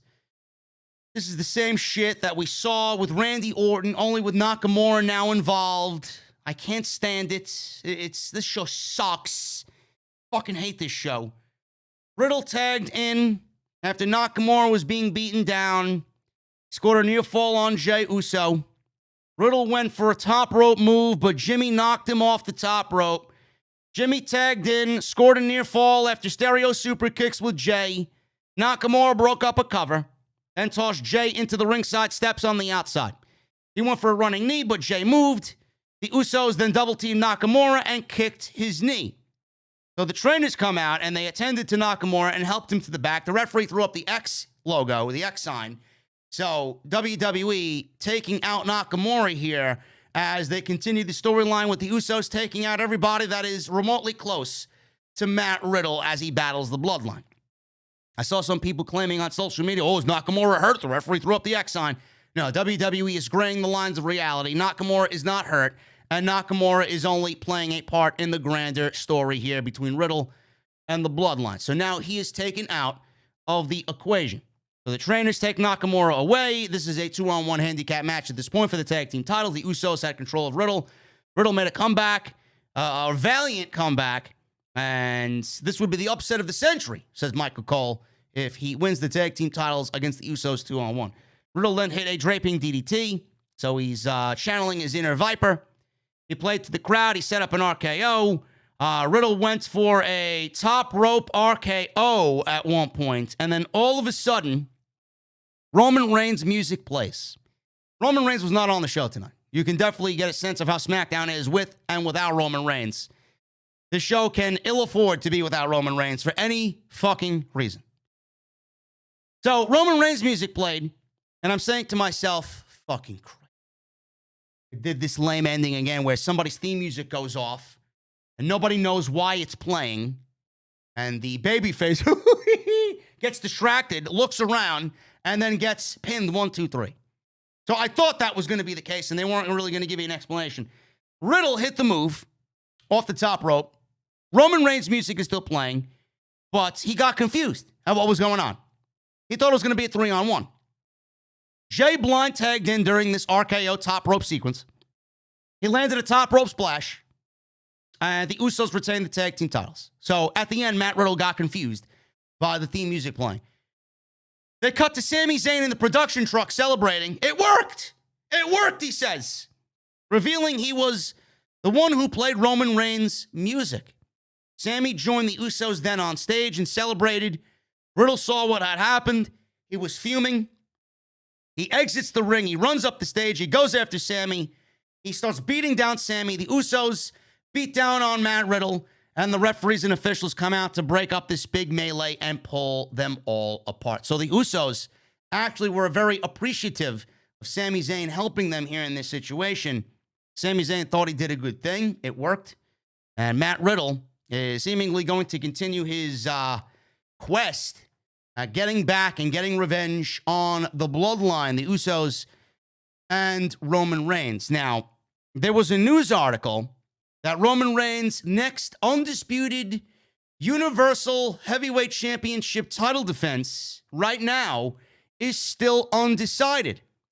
Now, it was originally planned by WWE where they had Reigns penciled in against Matt Riddle in July for the Money in the Bank pay-per-view. That was going to be the Money in the Bank main event. Matt Riddle versus Roman Reigns. Then they had Randy Orton penciled in for Roman Reigns at SummerSlam, and then Drew McIntyre at Clash at the Castle, where he's already planted seeds for that. He came out in the beginning of the show and said, I will be the Universal Heavyweight Champion, the undisputed heavyweight champion at Clash at the Castle, and I'm going to challenge Roman Reigns for that title. So they're already planting seeds for that. That is no question going to happen there. Now, his status for Money in the Bank is said to be up in the air. Roman Reigns' status, that is. After WWE moved the pay-per-view from Las Vegas' Allegiant Stadium to the smaller, more intimate, meaning WWE couldn't sell out Allegiant Stadium to be interesting enough for Money in the Bank, to the smaller MGM Grand Garden Arena, where Reigns was supposed to wrestle Riddle. Now it's seemingly off the card, and he was pulled from all advertisements for Money in the Bank. Dave Meltzer reported in the latest edition of the Wrestling Observer that WWE has still yet to make a final decision on when Reigns will actually defend the championship. The company is considering whether to have Reigns wrestle at Money in the Bank as originally planned or wait until SummerSlam in late July. WWE is planning to have Riddle team with Shinsuke Nakamura to battle the Usos in the Bloodline.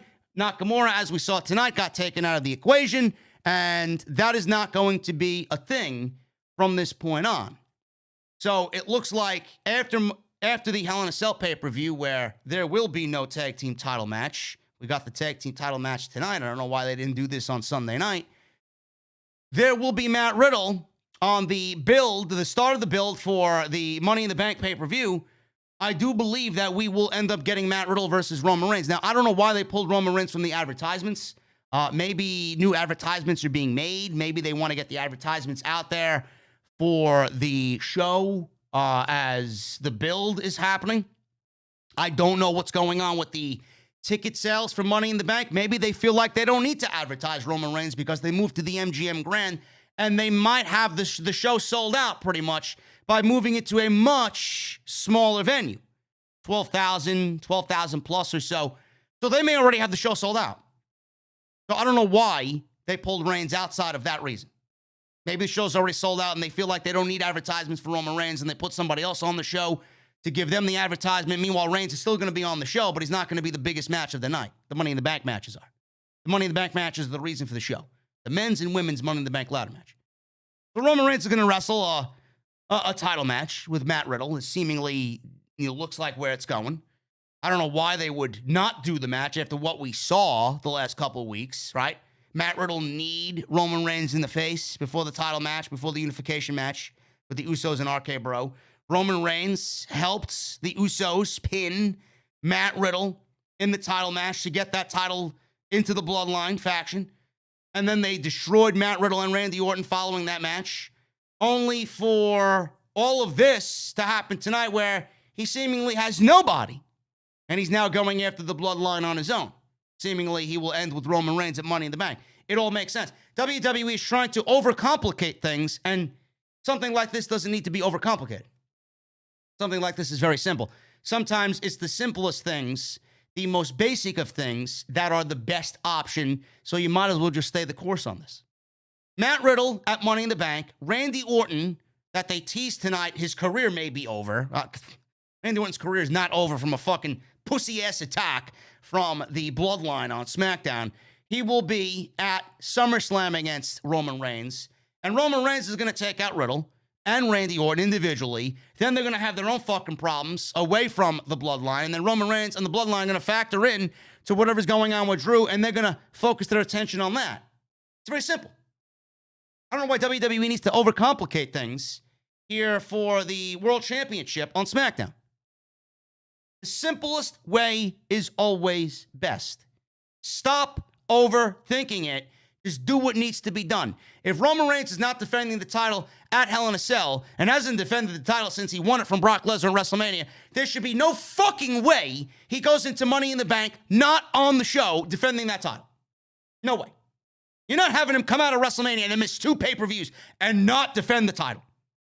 Then I'm going to question why we even gave him the fucking title to begin with, and why Monday Night Raw is without a world champion, only for Roman Reigns to sit on his fucking ass and not be on TV. Then you're going to start hearing chatter about that. WWE is fucking clueless. This show sucks. This entire show is a waste of my time every Friday. Thank God for a live AEW Rampage, which was awesome tonight. Rampage was awesome tonight. They started the show off with the Young Bucks and the Lucha Brothers. This went 15 minutes. 15 minutes to open Rampage tonight. And we may have gotten one of the best matches to open Rampage in a very, very long time. Maybe one of the best Rampage match openers ever between the Young Bucks and the Lucha Brothers. So I'm not going to go over everything that happened in this match. It's, with matches like this and teams like this, tag team matches like this, it is physically fucking impossible to really just not watch with eyes wide open. I'm not putting my face in my iPad fucking writing down everything that these two teams do, man. It's physically impossible. I can't do it. So we'll pick it up after the break. Apparently, right before the break, we got Phoenix coming off the top rope with a splash on Matt. He got his knees up. Nick got the tag, and the show goes to a commercial break. So, back from break, we see the Hardy Boys. We see Jeff and Matt Hardy in the crowd. We see Jurassic Express. They're watching from the crowd as well. I got news on Jeff Hardy in just a second as well, because they're definitely going to factor into all this. Matt Jackson hit a Northern Light suplex, double Northern Light suplex. Nick hit the assisted senton atomico for the near fall. Phoenix caught Matt with a Rana and a hook kick to Nick. And then the Lucha Brothers took him out with a double foot stomp DDT on the floor. They go to Matt with a foot stomp DDT in the ring. That only gets a 2 count on the legal man, Matt Jackson. Phoenix hit a tope con hero on Nick on the floor. Penta then hit Made in Japan on Matt. And Phoenix followed up with a frog splash on Matt Jackson for a very close 2 count. Nick dropped Penta into a poison Rana from Matt. And then Matt came off the top rope with an elbow on Phoenix for another near fall. Phoenix and Nick Jackson exchanged forearms in the middle of the ring. Phoenix and Penta caught Nick with a pair of kicks. Phoenix hit a splash off the top rope, off of Penta's shoulders, while Penta was standing on the middle rope. And then Penta hit a Canadian Destroyer on Matt, but that only got a 2 count. Unbelievable. Absolutely unbelievable. The crowd went fucking berserk. Everything these two teams did. Nick caught Phoenix with a small package, and the Bucks queued up the super kick party on the Lucha Brothers. The Bucks hit Phoenix with the Meltzer driver for a 2. Shocked fans in the crowd as we got a kick out of the Meltzer driver by Phoenix. Penta made the save. It looks like Phoenix kicked out before Penta made the save.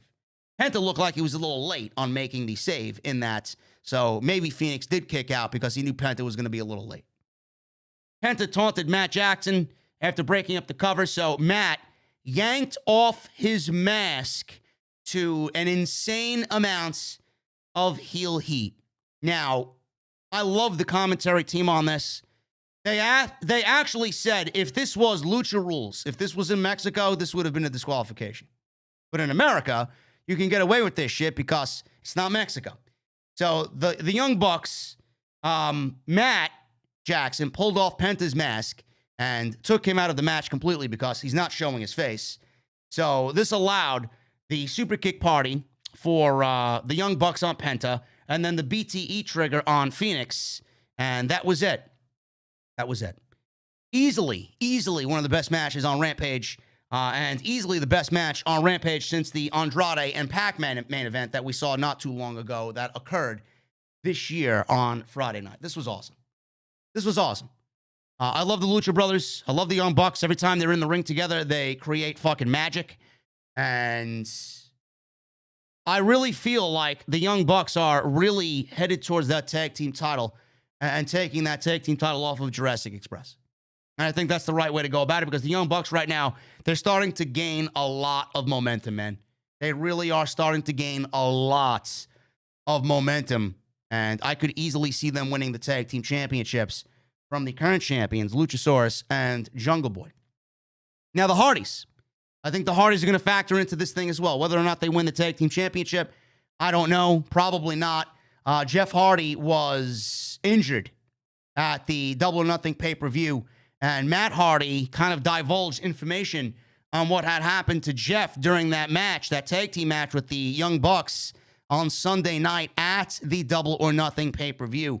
On this week's Extreme Life of Matt Hardy, Matt Hardy discussed Jeff's condition after their Double or Nothing match. Jeff was having issues with his boot, and he documented everything that happened there to fill us in. Now, I talked about this with Jesse on Sunday night, early Monday morning. We got a lot of Jeff Hardy, Matt Hardy talk on the podcast on Sunday night following the pay-per-view. And it looked to me that he was a little off on Sunday night. He looked a little floaty, is what I said. Now, I'm not insinuating that he had drug issues or he was under the influence of something. I never said such things. But he looked a little off, and now we know why. He says, and I quote, "I was happy with the match," says Matt Hardy, especially considering very early in the match, Jeff was almost knocked out. He got hurt pretty badly. That's why he's been pulled from the match on Wednesday's Dynamite in Los Angeles. He was kind of running on fumes going through the match, so he still held up his end of the bargain pretty good in the big scheme of things. He doesn't remember the match at all after it happened. He was literally just a vessel being given directions throughout this match to do what he was supposed to do. So considering he got knocked out, legitimately knocked loopy terribly at some point early in the match, he still did pretty well to go through and do everything he did. Thank God that's all it was. And I really hope that they kind of tone it down and really stop the fucking unnecessary nonsense that they're doing. He probably wasn't even 100% coming out of the Darby Allin match in the Owen Cup in the first round. Now, if you go back and watch that match, it was 10 minutes of nonsense. No DQ. It was the only match in the entire tournament that went no DQ. Because it's Jeff Hardy and Darby Allin, and we got to get off on Jeff Hardy fucking killing himself every time he's in the ring. He didn't come over to AEW at his age now with Matt, to team with Matt, to be fucking 25 years younger in the Hardys. This is a different Hardy team. It should be a different Hardy team. They should be working cohesively at their age at a much slower, methodical, and smarter level. But they still want to go out there pretending like they can fucking jump off ladders and jump through tables and be fucking demolition derby fucking wrestlers like they were 25 years ago. Can't be. Can't be.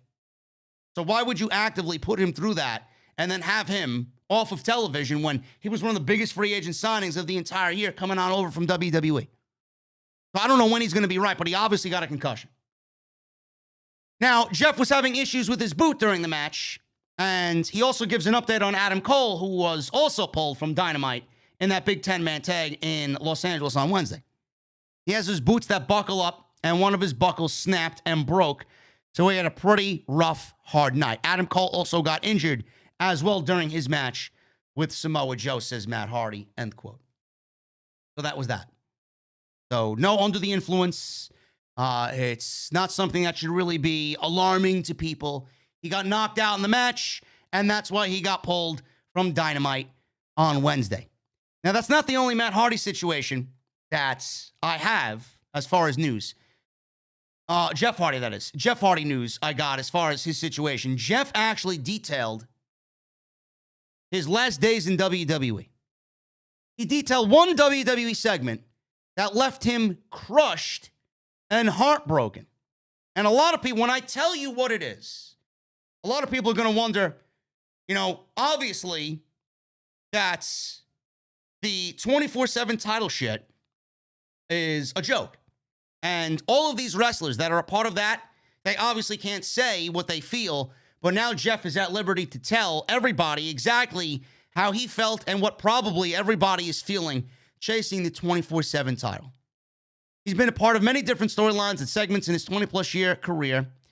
And Hardy was released in WWE back in December of 2021 following an incident at a WWE live event where he now finds himself in AEW teaming with Matt.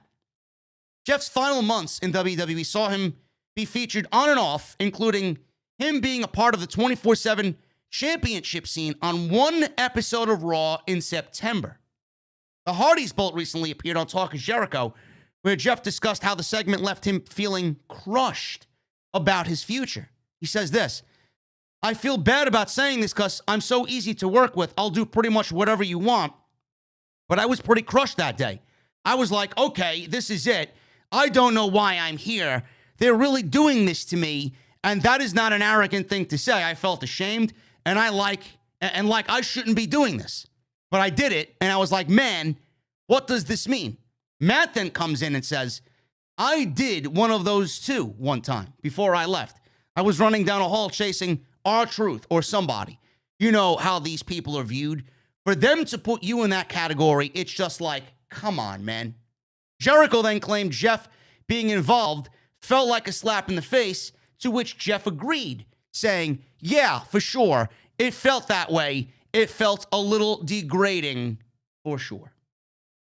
So imagine what everybody in the 24/7 title bullshit is thinking for themselves or to themselves when they have to do the fucking god-awful nonsense that WWE requires them to do and asks of them weekly. You just get a sense of what they think just listening to Jeff Hardy and Matt Hardy on Talk is Jericho briefly talk about their time in the 24/7 title bullshit, chasing around the fucking VIPs and catering. Imagine what those people are thinking now that Jeff and Matt revealed how they think. You don't think those people are thinking the same thing that Matt and Jeff expressed to everybody on Talk is Jericho? Come on now, man.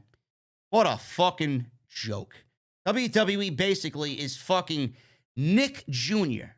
on Monday and Friday night. It is disgusting how they refuse to grow up and give us adult-orientated television. Thank God for AEW. Powerhouse Hobbs and absolute Ricky Starks defeated two enhancement talents in about 40 seconds.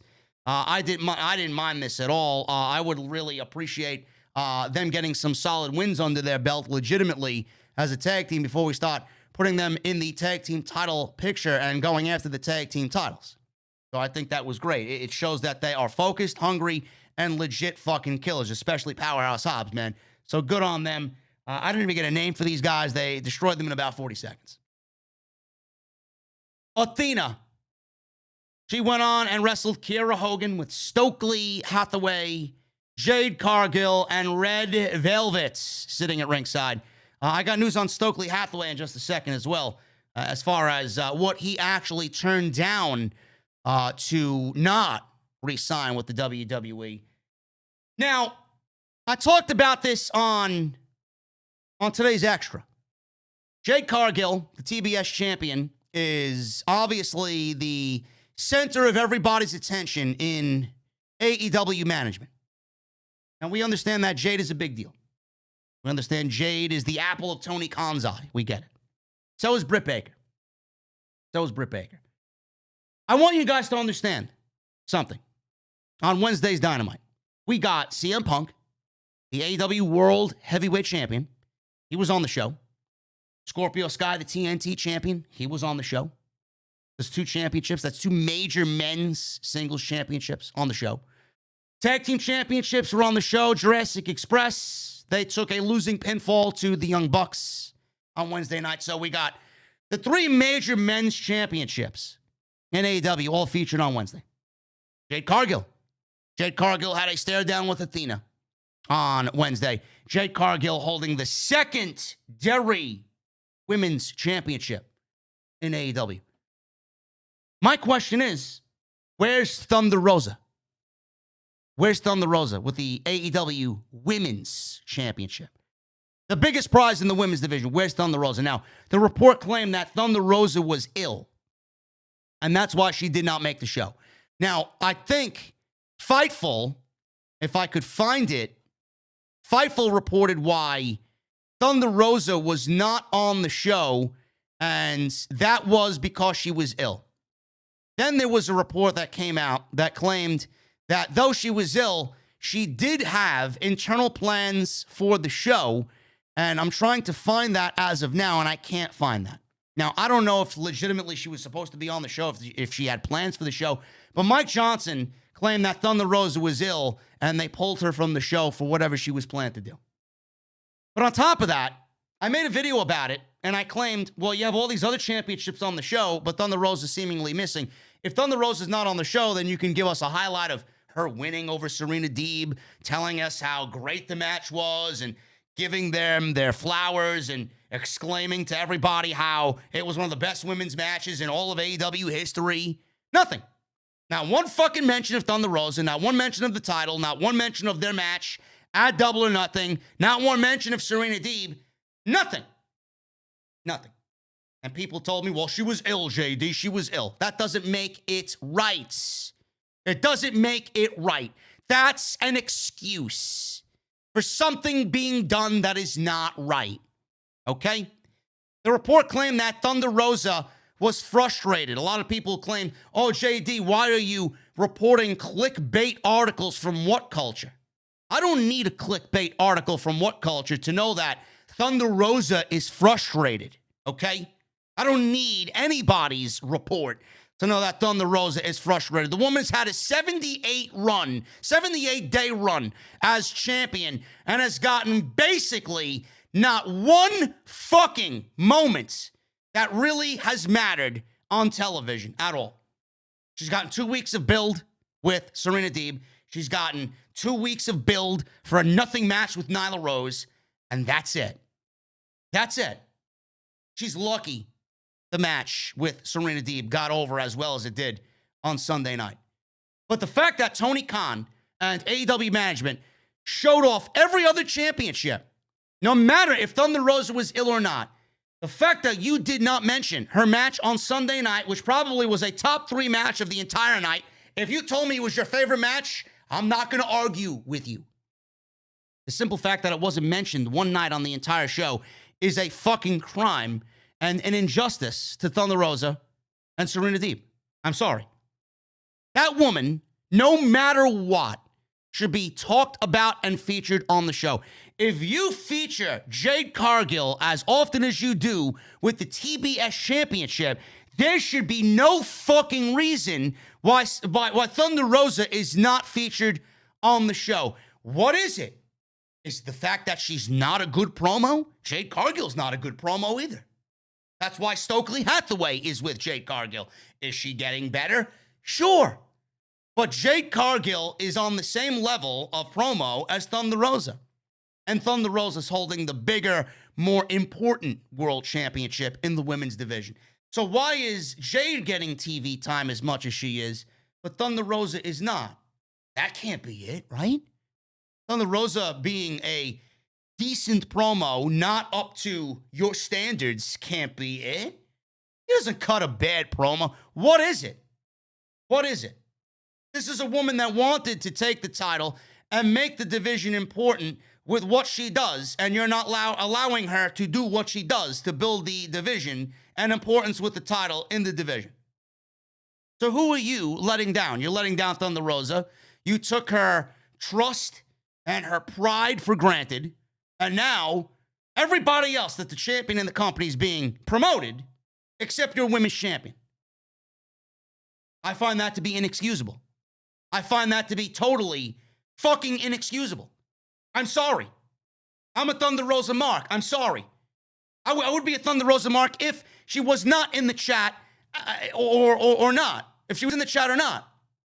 I don't give a shit. I don't care. She's your world champion. Britt Baker gets more fucking TV time than Thunder Rosa, and she's not even a fucking champion. Inexcusable. You find something for that woman to do. You're not bringing in Toni Storm and Athena and a possible Candice LeRae and a Dakota Kai possibly. You don't got all these fucking women. If you look up and down the AEW women's division and the names that are there and the names that will more than likely end up there, on paper, they have the best women's division in the fucking United States. Why is she not getting a better run as champion? But Jade Cargill has her first opponent coming out of Double or Nothing, but Thunder Rosa seemingly has a date with fucking catering. Jesus fucking Christ, man. I don't really believe what's going on. AEW is not perfect by any stretch of the imagination. I'm a fan of what Tony Khan is doing. I'm a big fan of what Tony Khan is doing, but this is a fucking botch if I ever seen one. I'm sorry. There's no excuse. No excuse whatsoever. Athena.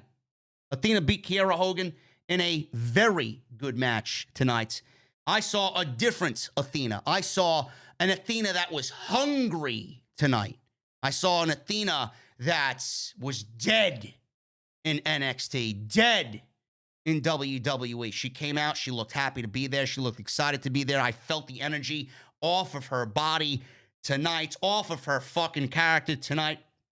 She looked like she had the time of her life, man, and she looked great. in there. She bumped. She sold for Hogan. She hit a beautiful eclipse, which I think she's calling the O-face now. I don't know why she's calling it the O-face, but I'm going to call it the eclipse because I think that is a great name for the move. So we had the baddies and Malcolm Bivens on the outside. Red Velvet got involved here, and Athena tried to taunt Cargill on the floor, but that was a mistake. Velvet sent Athena into the ring apron while Hogan distracted the referee. Hogan took control as we go to commercial break. Back from break, Athena hit a shotgun dropkick. Athena went to the top for her finish, but Velvet distracted her, and Hogan pulled her off the ropes. Velvet hit a Hurricanrana and a sliding kick in the corner, or Hogan, rather, for a near fall. After a series of reversals, Athena nailed Velvet with a solid shot, but got crotched by Hogan, where she went to the top rope. Athena shoved Hogan down to the mat and hit her top rope stunner, which she used to call the Eclipse, which looked beautiful tonight. And she got some fucking length on that one, man. My goodness, she got some distance on that one. And she got the pinfall 1, 2, 3. Jade looked a little concerned after Athena got the victory over Kiera Hogan, and she slays one of the baddies tonight on Rampage. Athena is really going to be tested. Athena is really going to be tested in the match with Jade. And I mean that wholeheartedly. Now, I want Jade to be the next big thing in women's wrestling. I really do. I have high hopes for Jade. I think she's gotten better, but she's been on and off. She's been shaky. For every 2 matches that we say, oh, she's getting better, you know, she goes right back to being, she still needs a lot of work. Athena's going to have her work cut out for her. And it's really going to show how good Athena is if she can bring Jade to a great match.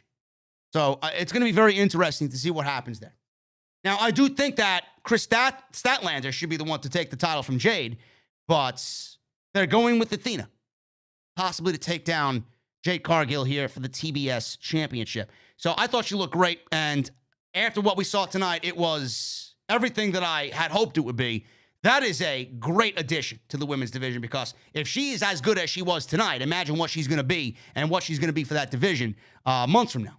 That's a great fucking pickup for Tony Khan and AEW.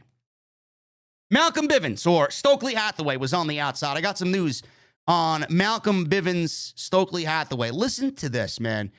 I got some news on what he actually turned down from WWE and the main roster.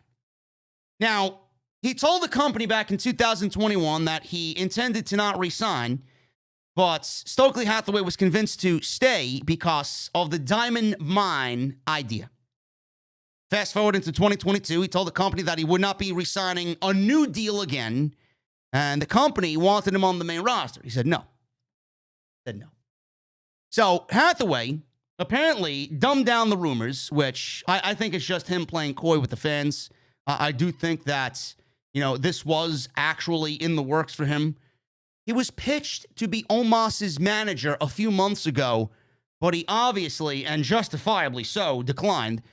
LA Knight was also considered for the role of Omos's manager, but the role ended up going to MVP. Hathaway was then released from the company in April. He confirmed last month that he did turn down WWE's main roster contract offer. He also said that nobody came to him with any creative plans to manage Omos on the main roster, which I call bullshit on. I think that was absolutely the plan, and I could see WWE pitching him for that role.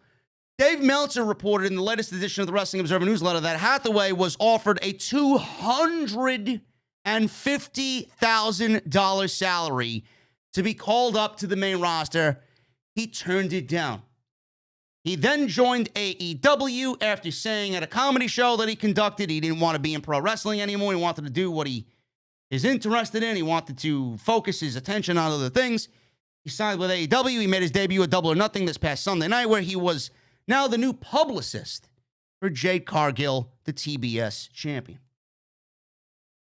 $250,000 is a lot of money, man, to do absolutely nothing but cut a promo on Monday Night Raw. But clearly, $250,000 was not enough for him to go to the main roster and manage Omos on Monday Night Raw. Now, I can tell you flat out that he ain't making $250,000 fucking dollars in AEW. But it goes to show you that money is not the end-all, be-all for someone being happy. He took less money to go to AEW instead of do something he did not give a single fuck about on the main roster and manage Omos. He turned down a lot of money. I like that in a person, man. That's the makeup of a good fucking humble human being who just wants to be around things that make him happy. I love it. So he turned down $250,000 to manage Jade Cargill and not go to Monday Night Raw. Smart business, man, if you ask me. Plus, Jade is better to look at than fucking Omos. Give me a break. CM Punk, we talked about CM Punk at the top of the show. I'm not going to go over what he said again. If you guys want to hear my thoughts on that and what's going on with the World Championship, go back and listen to that. There will be a Battle Royal on Wednesday's Dynamite. The winner of the Battle Royal will challenge Jon Moxley in the main event of Dynamite on that same show. The winner of that match will then go on to challenge, I believe, it's not confirmed yet, but I don't know why they'd remove him, challenge for the AEW Championship, I believe, against Hiroshi Tanahashi at the Forbidden Door because he was already in the main event before Punk got hurt. So we'll find out, I'm assuming, on Wednesday who the other man will be in that match, the other man that will be in that match at Forbidden Door against Jon Moxley or whomever wins the Battle Royal. But that is the current plan right now for Dynamite and the AEW World title. CM Punk has not vacated the World Championship. A broken foot will probably keep him out 4 to 6 weeks. It's not the end of the world. Get better, get well, Punk. We all miss you already, and we don't want any of this to be a huge ordeal. Just get back, and let's get the biggest storyline in AEW conducted for the Summer of Punk. Scorpio Sky, Dante Martin. This was the main event for Rampage tonight, TNT Championship match. We go to commercial break. Martin was being beaten down. Sky slowed the match down with a chin lock. Martin sent Sky to the floor with a low drop kick, followed out with a springboard crossbody from the top rope to the floor. Martin jumped from the floor to the bottom rope to the top turnbuckle and hit a top rope drop kick for a near fall. Martin hit a TKO for a near fall as well. Moving on here, Martin hit a crossbody off the top rope at one point at the end of the match for a near fall. Scorpio Sky hit Martin with a hot shot, and then Scorpio Sky got the TKO for the 1, 2, 3, and Dante Martin in, Dante Martin out. He loses here. Scorpio Sky retains the TNT Championship. Scorpio Sky came up limping a little bit after the pinfall, so hopefully he is okay. And he is not going to end up being injured as well. Otherwise, Tony Khan will claim another interim championship for AEW. So hopefully that is not the case at all for Scorpio Sky. Between MJF, CM Punk tonight, MJF on Wednesday, this has been probably the most newsworthy week in all of AEW history. It is crazy, man. This was a great Rampage, great opening match with the Bucks and Lucha Brothers. We got CM Punk not vacating the title, not relinquishing the title. What you're going to get on Wednesday is what I just discussed. Athena had a beautiful debut tonight, and the TNT title saw a main event on what I thought was a very good Rampage, man. So I appreciate you guys very, very, very, very much here on OTS as we get into the super chats right now for the podcast, man. I'm not going to play any music, and it's going to be a little dull, but hopefully I can keep it entertaining, man. Every time I play music on my Roadcaster, it seemingly gets cut. So I'm not going to deal with that issue. I don't want to give you guys a headache with the fucking sound going in and out. So we're going to go over the super chats. If you guys want to get them on in, please get them on in. We're going to hang out for a little bit. I need to take a sip of my cold beverage. Hopefully I can run through this in a timely fashion. But I appreciate you guys joining me on what was a great night. We had 2,600 people in the venue. Number one, as always, for OTS right here on your Friday night for the SmackDown and AEW Rampage post-show on OTS. Let's start at the top, man.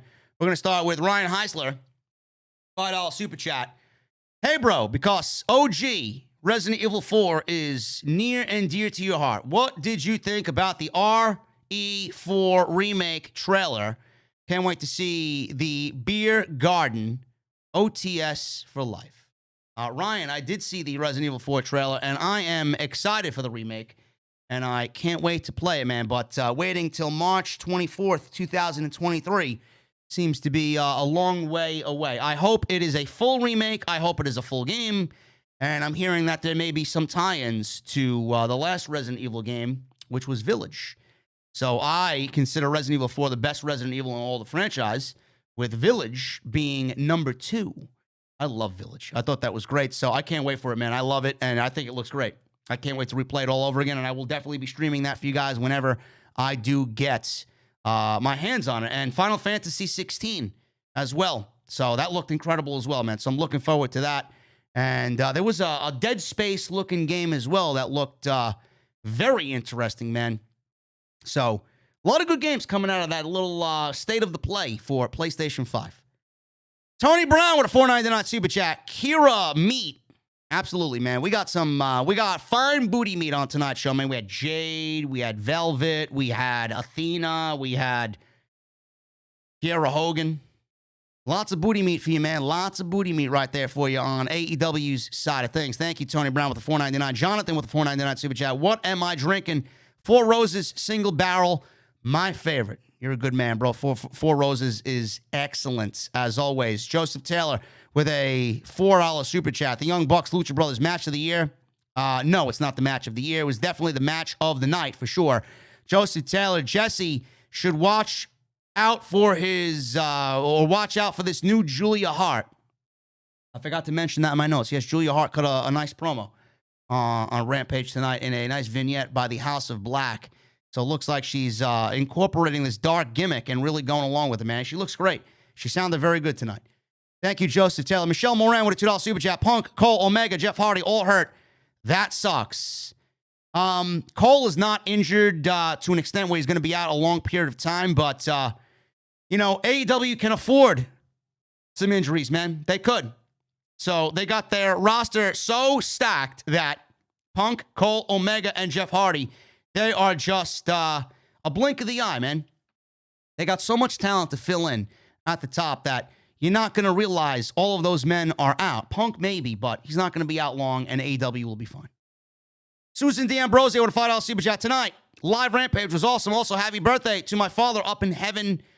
Love and miss you dearly. Happy birthday to Susan D'Ambrosio's late father. Susan, we love you. Thank you so much. OTS Venue loves you being here every single day in the venue, man. Thank you, Susan. Jose Charles with a $20 super chat. It really sucks, Punk already can't beat champion right before Forbidden Door. That alone would break my heart. But if I had to choose an interim, it would be Miro. I would have him wreak havoc until Punk comes back. I don't make Miro the champion because whoever comes back is not beating Punk for the title. And you don't want to put Miro in a losing situation. Jonathan Boudreau, or Bordeaux. Jonathan Bordeaux with a $2 super chat. Give the AEW title to Miro, you cowards. No. Not giving the AEW title to Miro.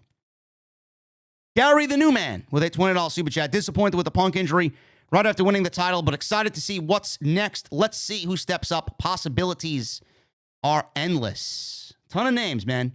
It could legitimately be anybody.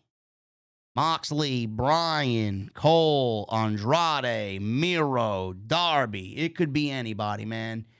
Lance Archer. It could be anybody. It could be a New Japan guy. It could be a New Japan guy winning the Battle Royal, man. We could see anybody show up. It's Forbidden Door build. It could be anybody. Ricochet with a $1.99 super chat. What is happening? Will they give Hook the strap? No.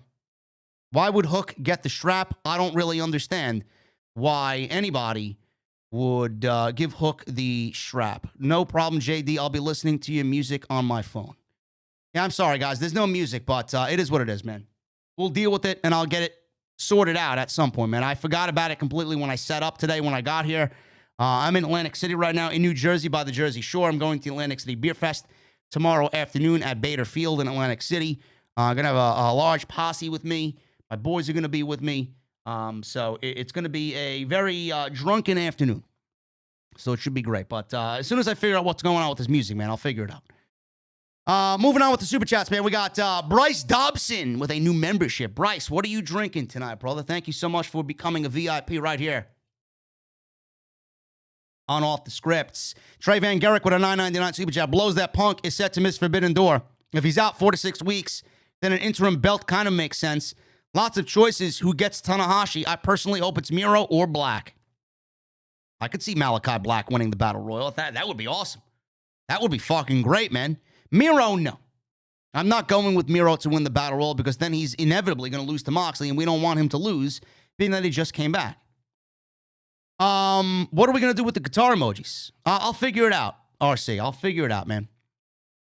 Matt, with a $1 Super Chat. Give it to Issa at the bar. I don't need it. Tip jar. Make sure you guys tip your bartender. Michael Partham with a $5 Super Chat. A wrestling champion isn't going to be competing for a while. Don't see anything wrong with that. Sincerely, Roman Reigns. WWE backed themselves into a corner, man. They have no fucking clue on what they are doing, man. DSG Goodbar becomes a new member. Thank you so much, DSG. What the fuck are you drinking tonight, brother? Thank you for the Super Chat, man.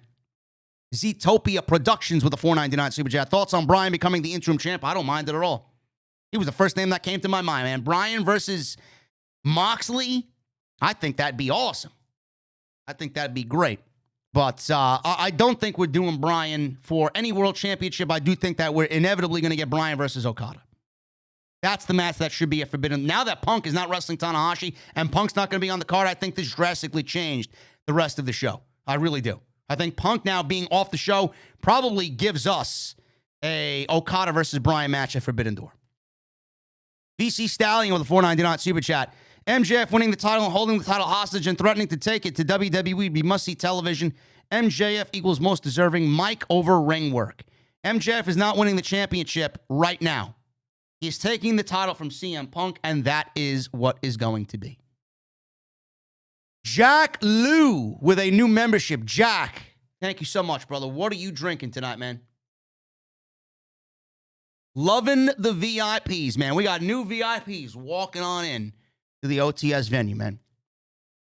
Hologram with a $5 Super Chat. CM Punk named talent that just happened to be all ex-WWE guys. A broken foot that needs surgery takes a long time to heal correctly. Interesting. Could be 4 to 6 weeks, Hologram. I'm not really thinking too much of it. I think it'll be just fine for Punk to come back in less than 2 months. Marco with a $9.99 Super Chat. JD not commenting on the main event, but please tell me Punk's injury didn't come when he jumped into the crowd Wednesday. He got out limping after that. Marco, I'm not sure when the injury occurred, but I'm assuming that was what was the situation. Him jumping into the crowd. I don't think we'll be seeing Punk jump into the crowd anymore. Joseph Taylor with a $2 Super Chat. JD, you are 5% wrong. I'd probably say even less than that, Joseph Taylor. Get your facts straight, man. Jack Liu with a $20 Super Chat. I was looking forward to Gunther and Ludwig Kaiser tonight. My son wants to see them. They had good momentum, but why SmackDown screwed us this week and we got to wait another week? We don't want to see Shanky dancing. I'm surprised, man. Jack, I'm surprised, bro. Your son's got some good fucking taste, man. Walter's a class act. Marcel Bartel is also a class act. I don't know why these men needed name changes, but I do like what they are doing right now. They are not being overexposed. I think him beating Ricochet is going to be awesome. I think that's going to be a great match. And your son, like I said, has got good taste. So good on him, man. Thank you for the $20 Super Chat, and thank you for becoming a new member in the OTS venue. Brother Love with a $1.99 ×2. JD, did you miss me? Because I love you, says Brother Love. Somebody help me. The beaver keeps stealing my wood. Brother Love, listen. Go back to the drawing board and book us a right SmackDown that's worth our time, please. I don't need you in my chat. Tyler B with a $9.99 Super Chat. Appreciate all you do for us, bro. Can I get a Braun Strowman roar again? No. Actually, for $9.99, I was gonna say no because it is getting late and I have no music and I feel very weird without the music playing in my headset right now, man. Tyler B, thank you so much, man.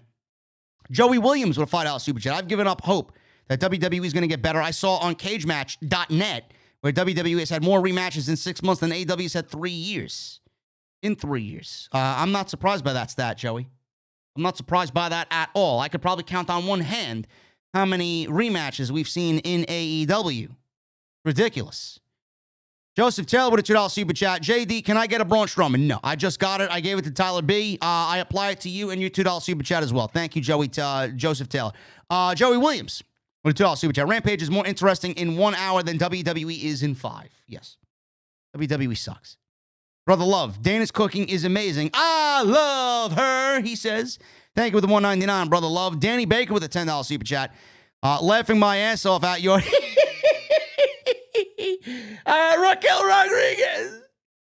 Raquel Rodriguez, smiling impression. Hilarious. Thank you, Danny Baker, with the $10 super chat. Colton McRae with a $4.99 super chat. I'd rather see a Riddick Moss versus Mojo Rawley feud than Baron Corbin. I think Baron Corbin needs his future endeavors, man. Complete waste is Baron Corbin. AEW Mark with a $5 super chat. Just left AEW Rampage. They gave us 4 hours of wrestling tonight. What a night. My first AEW show, and they gave us 2 dark episodes. Huge card. I think Rampage should be live every fucking Friday, man. You could tell the difference easily what is going on with Rampage when it's taped and live, man. Huge fucking difference. Shakoy with a $2 super chat. At least AEW has a large roster to replace the injured. Yes. Yes. Issa, I miss Roman too. Roman should not be the double world champion if he's not going to be on pay-per-views and on the show. And we got Nate with a $1.99 super chat. It's been a while, but can you do the Kane impression? There you go, man. There you go. Kane, Mayor Kane, Glenn Jacobs. Thank you, Nate, with the $1.99 super chat. Jesse, listen, bro, we're getting out of here, man. I have the weekend off, bro. The venue's not going to be open till Sunday. I'm going to need you to stock the fucking shelves, bro. Seriously, I'm going to need you to stock the shelves. And we got a big night Sunday night, man. Hell in a Cell. Yeah, Cody Rhodes, yeah. I'm going to need Cody. I'm going to need Seth. I'm going to need everything prepared, man. It's going to be a barn burner of a Hell in a Cell, man. I'm looking forward to this match, bro. It's going to be match of the year. It's going to be match of the year in WWE, okay? Don't give me no lip. Fucking asshole. Anyway, guys, I'm about to get out of here, man. Listen, you know what? I'm just going to play... I'm gonna play what? Something. I'm gonna play something heavy, because I'm getting out of here, man. Listen, I appreciate you guys very much. I'm driving a fucking Mustang with no goddamn fucking music, man. All you hear is thunder and lightning. I'm getting out of here. I will see you guys on Sunday night, because my fucking music is fucked up tonight. I'll see you guys on Sunday night where the music will actually work, and I'll see you guys on Sunday night for Hell in a Cell. Go check out all the content on the channel. Extra today. Go check that out, and follow me on social media at JDfromNY206. That's Twitter and Instagram. Hit that subscribe button. Hit that thumbs up if you guys have not hit the thumbs up. And like I said, I will be live after Hell in a Cell is over. We'll be in the OTS venue, rocking and rolling as always, right here on OTS. Guys, I will see y'all later. Thank you for making us #1 tonight, and I appreciate y'all tonight inside the OTS venue. I'll see you guys later.